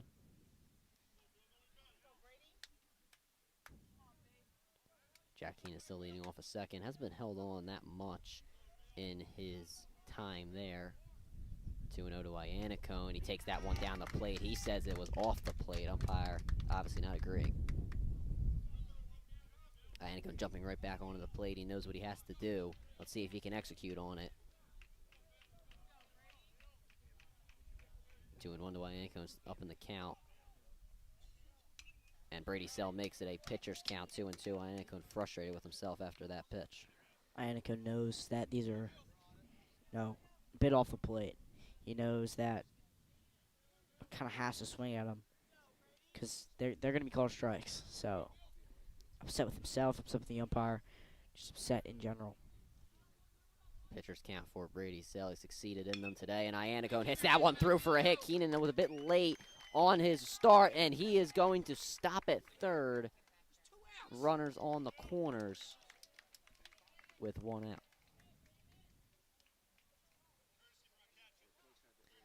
So John Weaver will be a complimentary runner for Emilio Iannacone. David Locker now up. Way, keep your hands back, Emilio. The Hawks, they could use anything here, and it is either going to have to come from David Locker or possibly George Van Deen if he steps up to the plate. I want to go back to that hit from Iannacone. The left fielder bobbled it, and Keenan was already quarter of the way home before his coach said stop. That's bobbled for another second. Keenan is halfway down the line, and he's probably going to be out. Locker with a pre-at-bat prayer. First pitch way inside, almost at his head for a ball. Good job to get out of the way of that one. Well, it's 2 games in a row where Prep have given up exactly 7 runs. 3 games in a row where they've given up more than 7 runs. Gust of wind, you can see it on the netting. Locker showing bunt, and Sell steps off. A couple of these mind games from the Prep batters and Brady Sell. St. Joe's Prep Lacrosse still the 3-0 lead, almost halfway through the second quarter. And bunt being shown again by Locker, but it was just a decoy for Weaver to steal second. Keenan holds at third, 2 runners in scoring position. Yeah, Hopkins was probably not going to unload, but dropped the ball, so it was an easy steal for Weaver.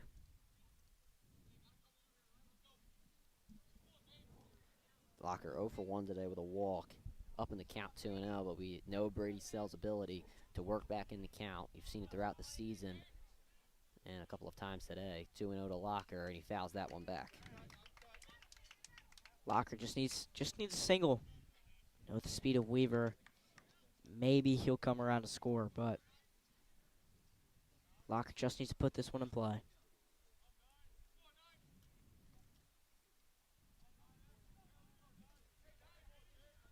You said it, Sam. Locker does need to put it in play. He's got 2 speedy runners, and Keenan and Weaver. That one lined straight to Walls.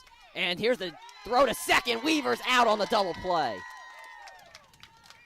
That was huge. St. Joseph's Prep, they get 2 runners in scoring position. Archbishop Wood double them up, and we go to the bottom of the 5th. Sam, definitely the most demoralizing point of the game thus far, even though there's been 7 runs given up. Yeah, I don't want to call anything because it is the 5th inning, but that probably did it right there. That was a killer. That was rough if you are St. Joseph's Prep. We'll see who goes out to the mound for the Hawks, and it will be Chris Grasso. So Miratou Rapertis, he goes a full 4 innings, gives up 7 earned runs. And now Chris Grasso will look to relieve Miratou Rapertis and prevent any more damage. Grasso this season, a .50 ERA, 7 runs, 14 hits in 28 innings pitched, 3 wins, for Grasso in 6 appearances. So Grasso looking to succeed Miratou Rapertis here today. Grasso and I coming back from AP government exam. We were sitting right next to each other. Nice. So we got out pretty much at the same time, and had to drive over here a little later to the game though. Yeah, showed up about 35 minutes before first pitch. Yeah, that was we had to set up everything really quickly. We do apologize for earlier technical difficulties on WSJP, especially during that last inning. We are back to you though, as Chris Grasso looks to get things done. Obviously, this game was supposed to be tomorrow, but it is today. Both teams coming off games just yesterday. Archbishop Wood losing to Father Judge 8-4. The Hawks losing to Devon Prep 7-5. So both teams looking to get back in the win column. This game, though, is for the PCL's 3rd seed. So whoever wins this game will be the 3rd seed. Whoever loses will drop in the rankings. Drop very far in the rankings. The Hawks, they could possibly drop all the way to 5th if Newman Goretti gets a win today. Archbishop Wood, if they lose, they would just stay at 4. But Archbishop Wood on the track to get the win today. Obviously don't want to call it, as Sam mentioned earlier, but Archbishop Wood looking good in the first 4. We still have 3 to go. Yeah, Wood, they were off a huge inning. think they're going to carry that. They're hoping to carry that over to this inning. So now Archbishop Wood, just 2 innings ago, had no hits. Now all of a sudden they have 5 and 7 runs on the board. It will be Nardone to lead off for Archbishop Wood, and he is 1 for 2 today. He helped get them started in the 4th inning. He was the Vikings' first hit of the game.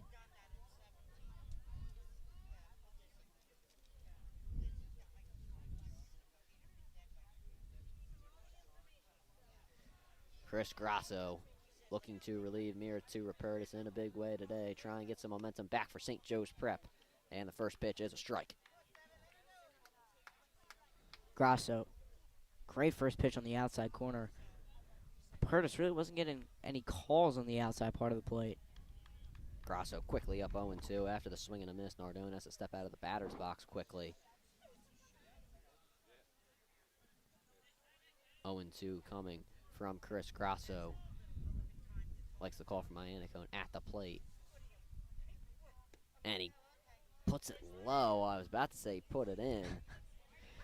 He did, Brian. He did. He did, in fact, put it in the strike zone.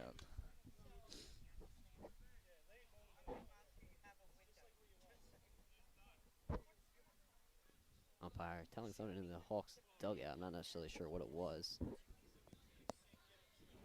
1-2 to Nardone. Here it is. And this one's fouled back. Maybe he heard me.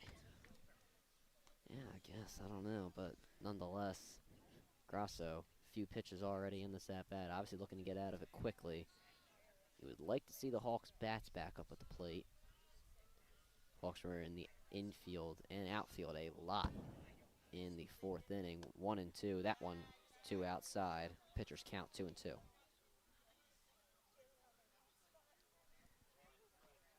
Chris Grasso, we know he can deliver with the slider or the fastball. We've seen both of them here early.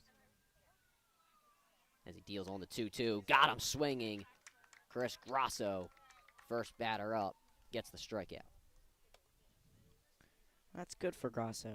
Good for the team as well. Just to calm themselves down. Just to calm down. Hopkins now up. It obviously does not get any easier for the Miami man, Chris Grasso. Hopkins takes that one low and away. 1-0, and Grasso, he will be batting next inning.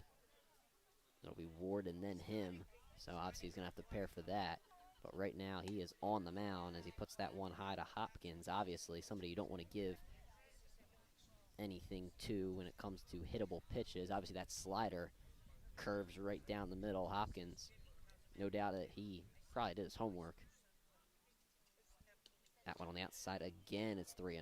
I mean, Hopkins has not swung until he has had 2 strikes. That is true. Hopkins has been very disciplined at the plate. You mentioned earlier, Sam, how he is the leader in walks at Archbishop Wood.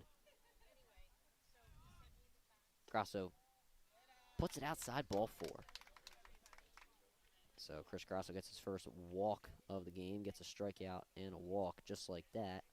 Second total walk of the game for Archbishop Wood. Complimentary runner. It will be Rohrback. Vaca now up, and Vaca is 0 for 1 today, but he brought in a sacrifice fly in the 4th inning. He looks to keep his momentum going. Archbishop Wood 1 on with 1 out.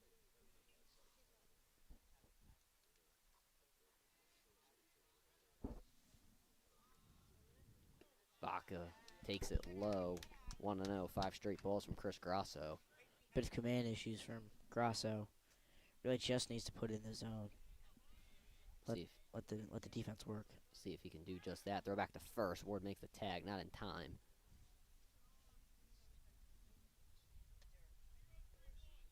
Quiet day out here at Archbishop Wood. Not much noise going on unless there is a play. That happens. 1-0 to Vaca.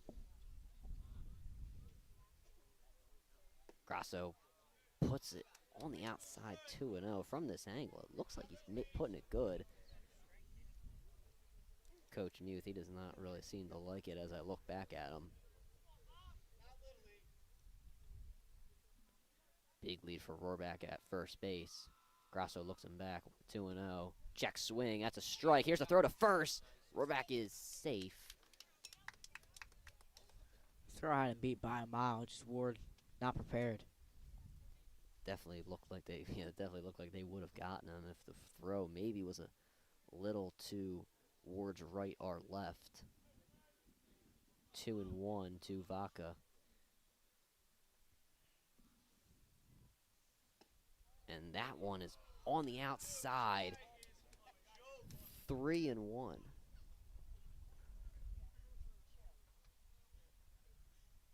Umpire takes his mask off, talks to Emilio Iannicone.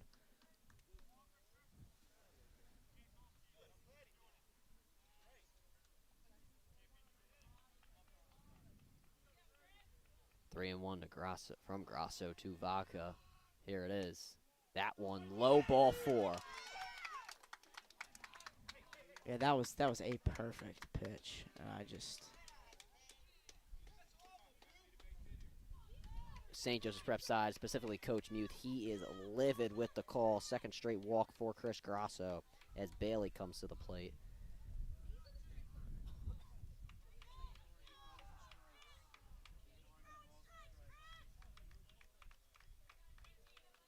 Encouragement from St. Joseph's Prep side after the frustration.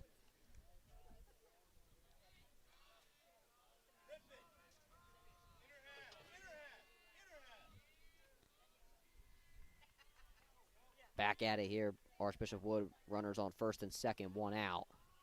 Grasso looking to get back into the swing of things here. His expression has not changed even through the frustration. Give him credit where credit is due, and he puts it low, 1-0.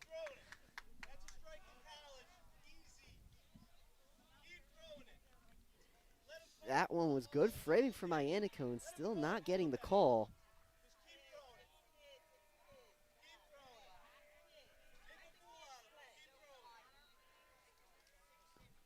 The noise is coming from Archbishop Wood's dugout. That one's in for a strike. Grasso getting back into the swing of things.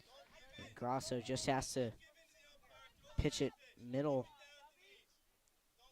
side of the zone to really get any swing and misses. These Archbishop Wood batters are very disciplined. 1-1. Bailey swings through that one. It's now 1-2. Beautiful slider from the Miami man.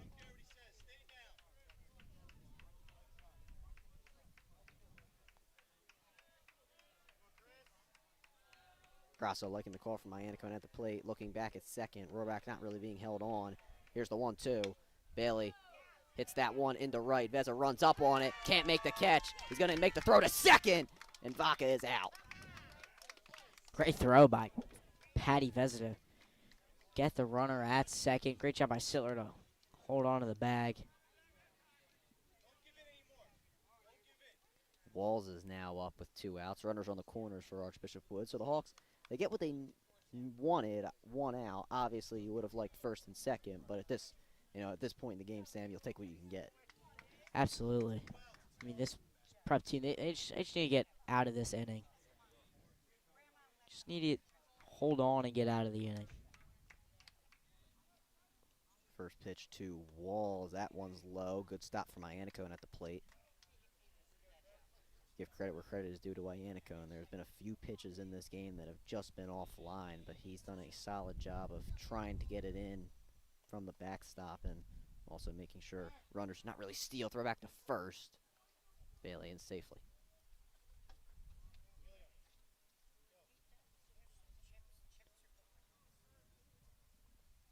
Grasso once again looking Bailey back at first. Ward giving him a sign. Or a glove, I guess I should say. Walls hits this one high, pretty deep. And Van Dien makes the catch. St. Joe's Prep, they get out of the inning with no damage done. We go to the top of the 6th here on WSJP. We'll be back in just a few moments.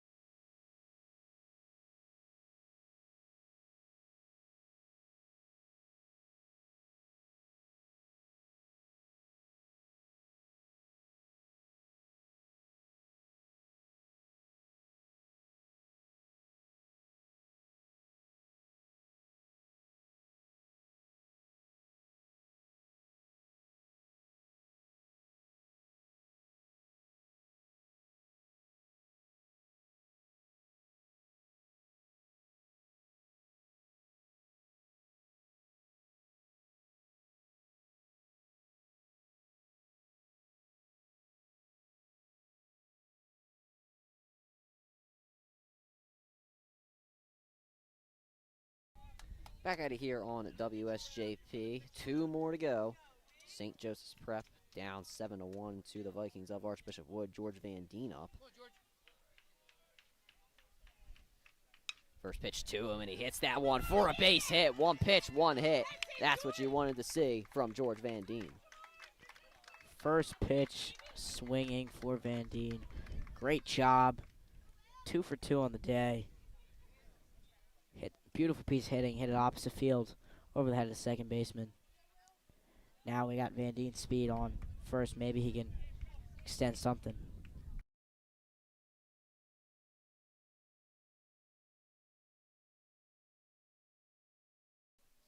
Will Ward now up for St. Joe's Prep. Van Deen going to steal. Ward swung in the dirt. Here's the throw to second. Van Deen's in standing.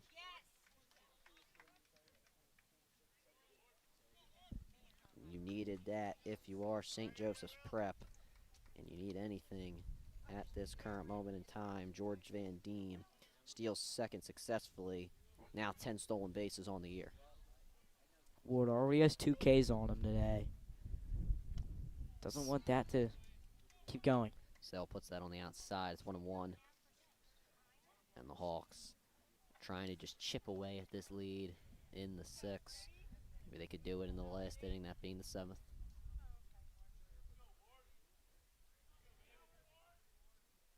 Van Deen getting a big look back from Sell. 1-1. Ward hits this one high. It will go out of play. Foul. It's all right, Sam. I saw the ball that time. I would protect you. I did not see the ball that time. It's all right. Saw it all the other times except for that one. Hey, shorten up, see it deep. Come on. Ward going to step back into the batter's box. Sell going to get a new ball. Chris Grasso on deck.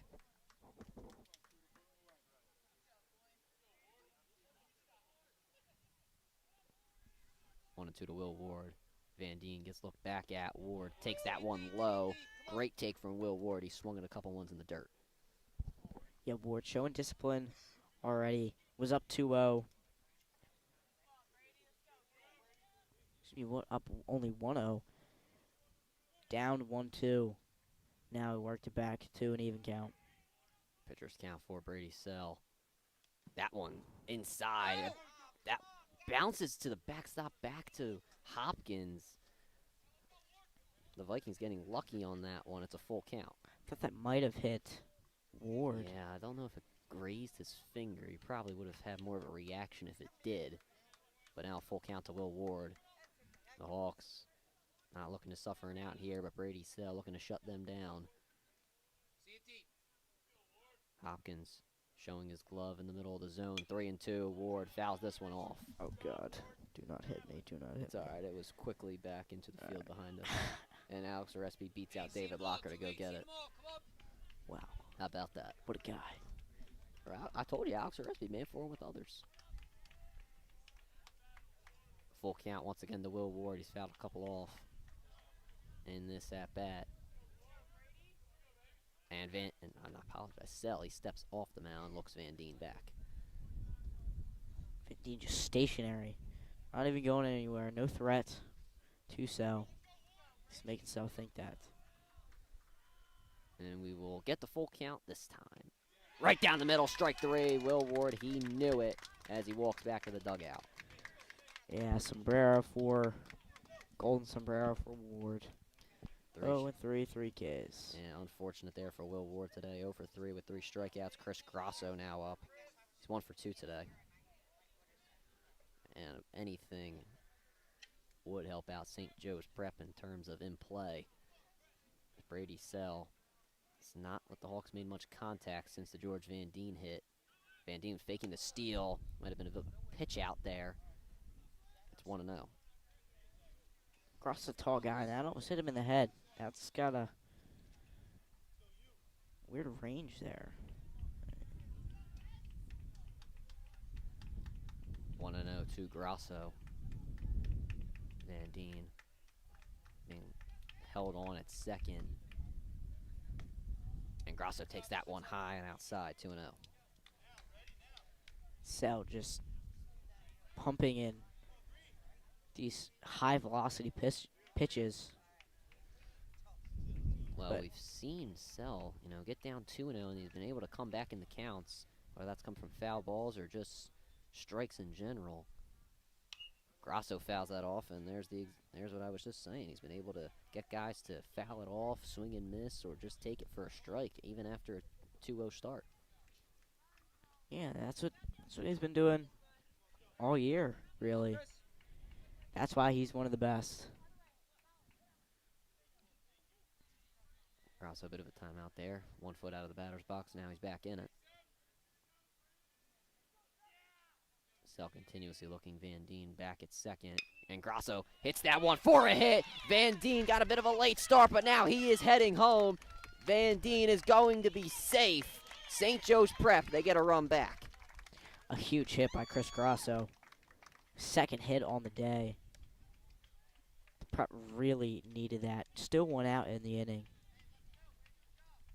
So first run batted in for St. Joseph's Prep today. Van Deen, he scored both runs for the Hawks. That will bring up Pat Veza, pitcher's meeting between the coaching staff, infield, and Brady Sell. They will keep him in there.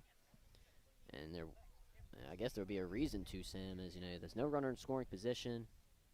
You got 1 out in your back pocket, and you're moving towards the bottom of the order. Yeah, if I'm Sal, No, never mind. They will take him out. There was a long meeting, but they will take out Brady Sell. So they're not going to take any chances. That being the Vikings of Archbishop Wood. It looked like they were going to keep him in there. Jack Coughlin in for the Vikings, and we'll get a pitching change on WSJP. We'll be right back.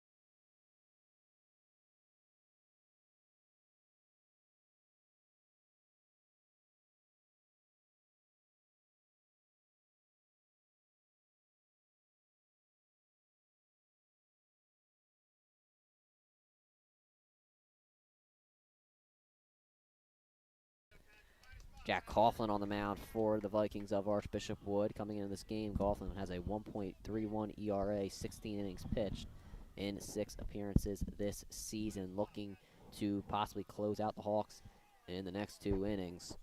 One on, 1 out for St. Joe's Prep. Grasso's the man on first base with Pat Veza coming up to the plate. Encouragement from St. Joseph's Prep's crowd looking for a rally.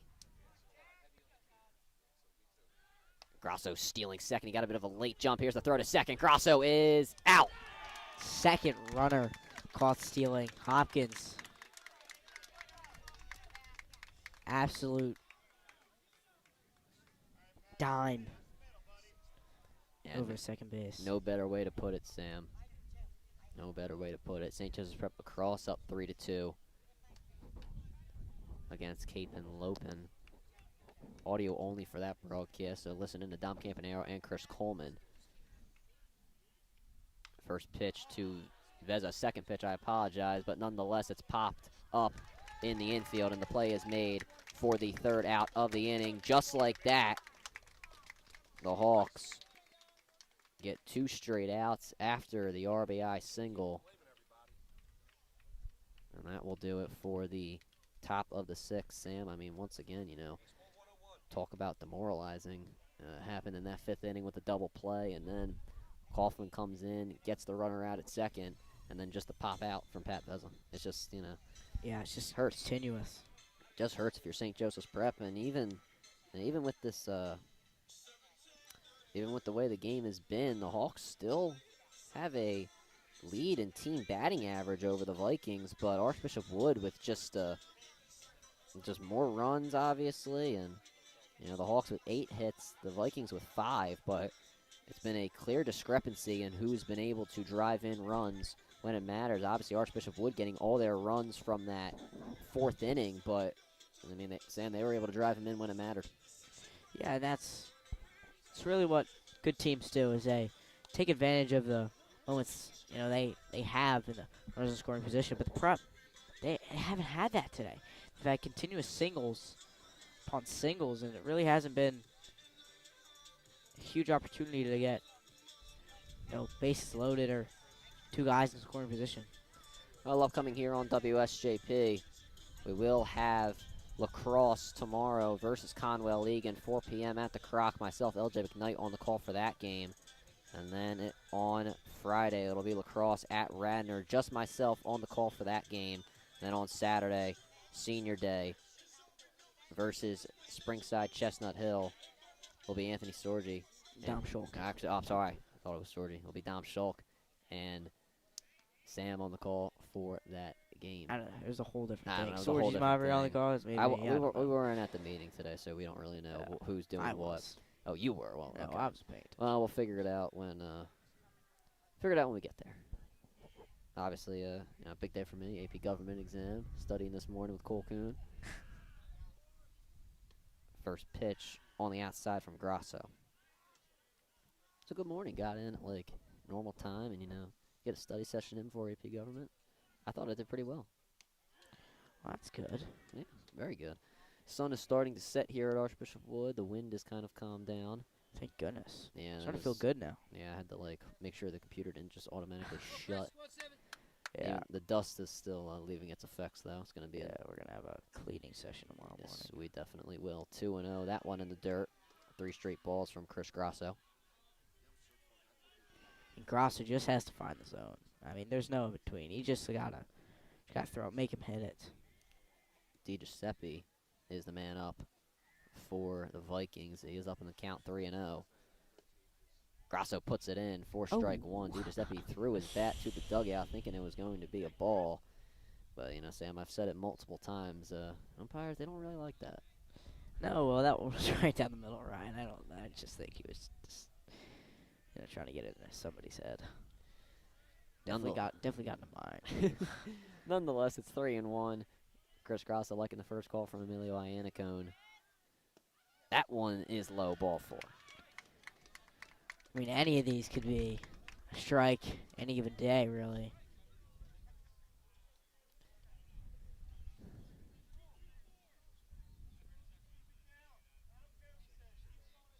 Coach Muth not liking the call. Not really anybody from St. Joseph's Prep's side is liking the call at all. Clay is now up. Bunt being shown from Clay. Can't get it off, and now DiGiuseppe in a bit of a rundown. Ward thought he was going to make the tag at first. The ball dropped out of Locker's glove. DiGiuseppe on to second base. I mean, it was good that it deflected right to Sittler off of Locker's glove. That got into the outfield. Giuseppe would have been in third base standing. Unfortunate for St. Joseph's Prep. Count is 0-1. I mean, Iannicone has just been throwing strikes over first base, but we're not really getting the tag down. bunt being shown again from Clay. Can't get it off. That one right down the plate. It's 0-2.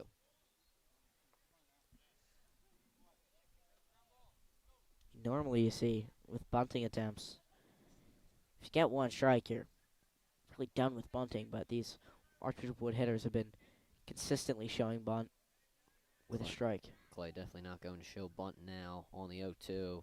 And Grasso blows it by him. Strike 3. 1 out now in the inning. Man still on second for the Vikings. You know, even the Preps' faults today, between Grasso and Rupertus, they have 8 strikeouts.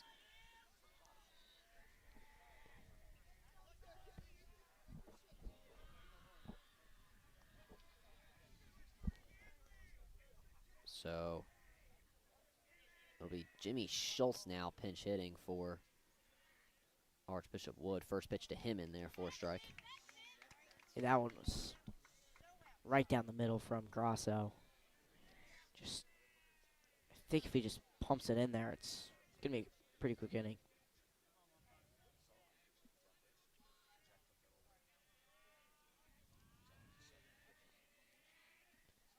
That one in the dirt. It goes past Iannacone, and he will let it go. Let DiGiuseppe go to third. Iannacone might have got a bit shaken up there. I'm glad he hit Iannacone, and then the umpire. I mean, those are the ones that just sting both of you.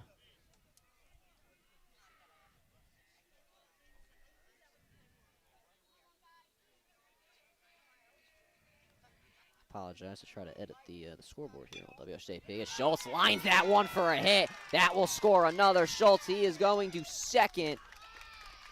Van Dien not able to get the throw in time for any tag attempt on second. It's an RBI double for Jimmy Schultz. That was a very late swing down the line. Just snuck over the third base bag. Keenan really couldn't do anything about it. So that's an RBI. And Wood extends her lead to 6. You are correct about that, Sam. It'll be Broadwater, who was supposed to be hitting in that at-bat. He gets on second base anyway as complimentary runner. Top of the lineup now for the Vikings. It is Cavallaro. First pitch from Grasso drops it in for a strike. Grasso, like I said, just needs to just find himself, find the pitches, agree with Iannacone.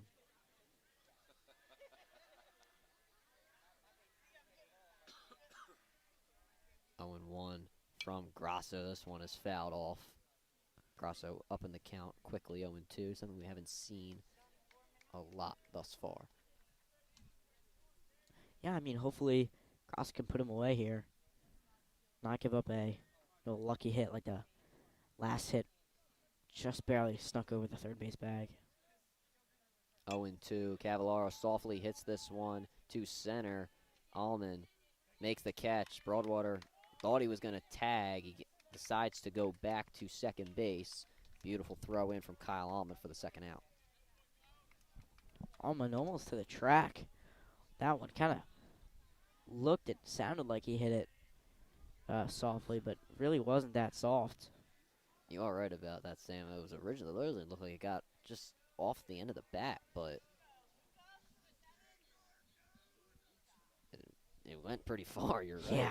Almost to the warning track. Nonetheless, Nardone now up for the Vikings.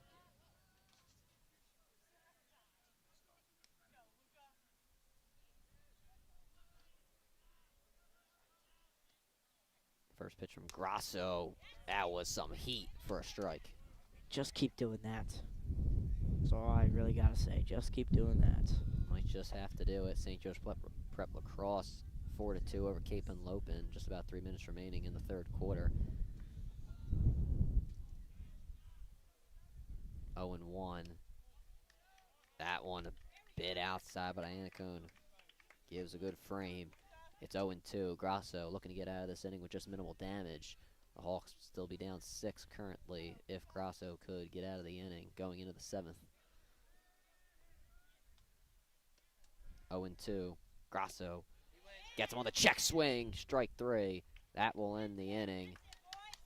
So St. Joe's Prep, they get out of the inning with minimal damage, but another insurance run from the Vikings as they hope to walk away with a victory in the final game of PCL play.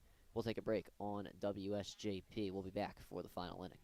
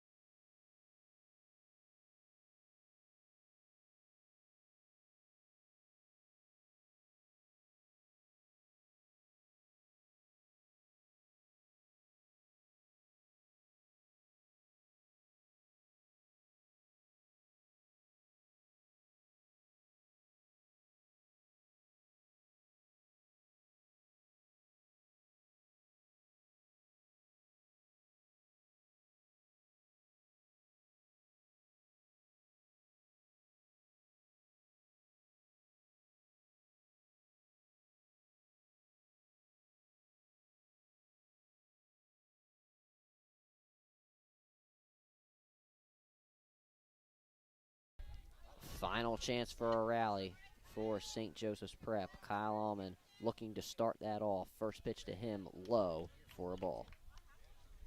Allman does not want to end this game early. Wants to extend it as long as he can. And myself, you included, Ryan, want that to be the same case. Allman fouls that one off. 1-1. Coughlin's still out there for his second inning of work.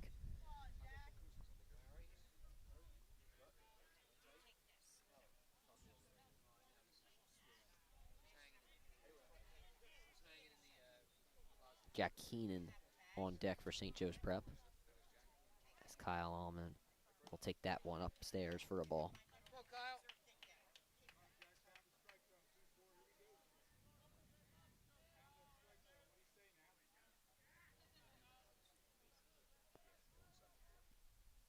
2-1. That one way outside. 3-1 now to Kyle Allman.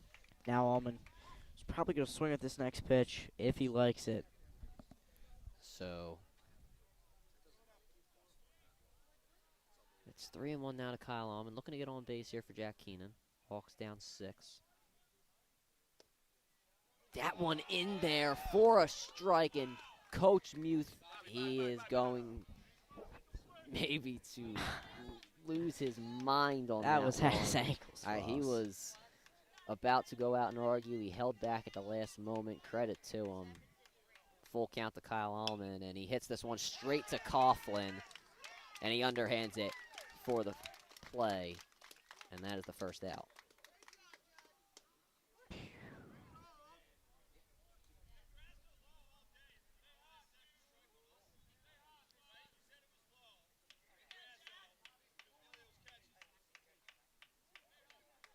Coach Muth still arguing, just to no avail from the umpire. Umpire waving him off. Jack Keenan now up. Keenan 2 for 2 today. First pitch in there for a strike. Keenan just up there to swing away. I mean, down 6 runs with an out. There's really nothing you can do. Just swing away.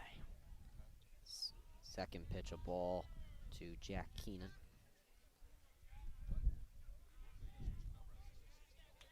Mason Holmes in the on-deck circle for the Prep. Coming in for a pinch hitter for Jolly Sittler. Keenan hits that one to short. It's going to be a tough play. It bounces off of Bailey, so Jack Keenan gets on. That's exactly what you need to do. Just get on base. Let these guys hit behind you.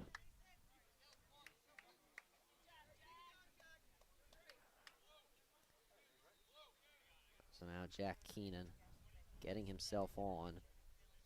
Mason Holmes now up, pinch hitting for Sittler, as Sam mentions.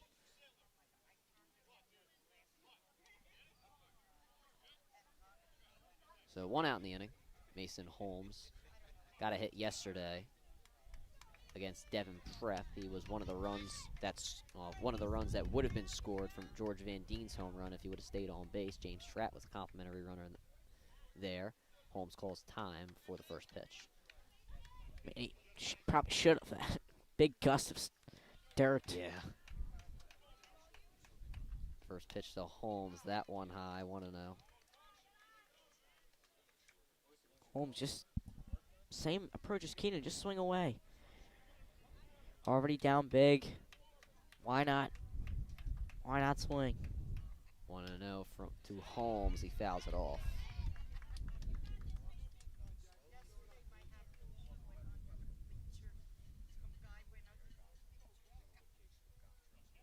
Mason Holmes trying to stay alive. Archbishop Wood, they've done a great job of making the Hawks just foul off pitches here today. They continue to do that. Holmes takes that one for a strike. That one a bit low. That was dirty. Beautiful pitch, though, from Coughlin. Holmes wants the count relayed. Buckle Holmes on the knees. Keenan still off first.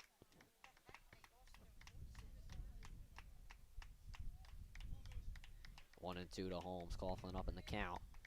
Keenan's, as I mentioned, solid lead off first base. Holmes check swing, fouls it off. Watch out over in that dugout.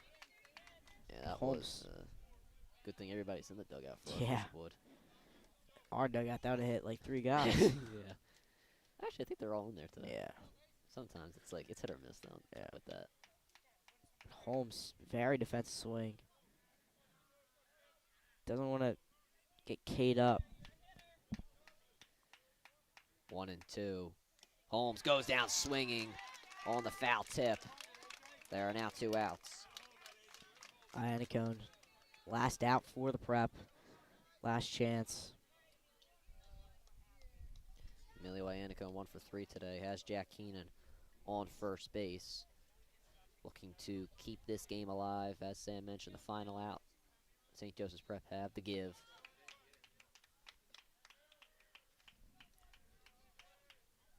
And Iannacone pops this one up in the infield. And Coughlin makes the catch to end the game. St. Joseph's Prep, they end the PCL regular season on a 3-game losing streak. They now fall to the 5th seed for the playoffs, and they will go to Newman Goretti next Wednesday. I mean, this team in the beginning of the season was a 1 seed. Nobody could catch up to them, but now they've kind of come back down to earth. Archbishop Wood, they are now the 3rd seed in the PCL. It goes LaSalle, Conwell Egan, Archbishop Wood, Newman Goretti, and St. Joe's Prep. We'll be back tomorrow for Hawks Lacrosse on WSJP. If you haven't already, make sure you tune in to Dom Campanaro and Chris Coleman, their broadcast for St. Joseph's Prep Lacrosse versus Cape Henlopen. We'll be back tomorrow. St. Joseph's Prep Lacrosse versus Conwell Egan, 4 p.m. Myself, LJ McKnight on the call for that game. Friday, lacrosse at Radnor, just myself for that game. And then on Saturday, Dom Schulk, Sam Salamone, or Anthony Georgie. I don't know what the case it is right now. One of them will be on color. But nonetheless, that is your schedule on WSJP going into the weekend. For myself, Ryan Sullivan, and my color analyst, Sam Salamone, we say thank you, have a good night, and go Prep.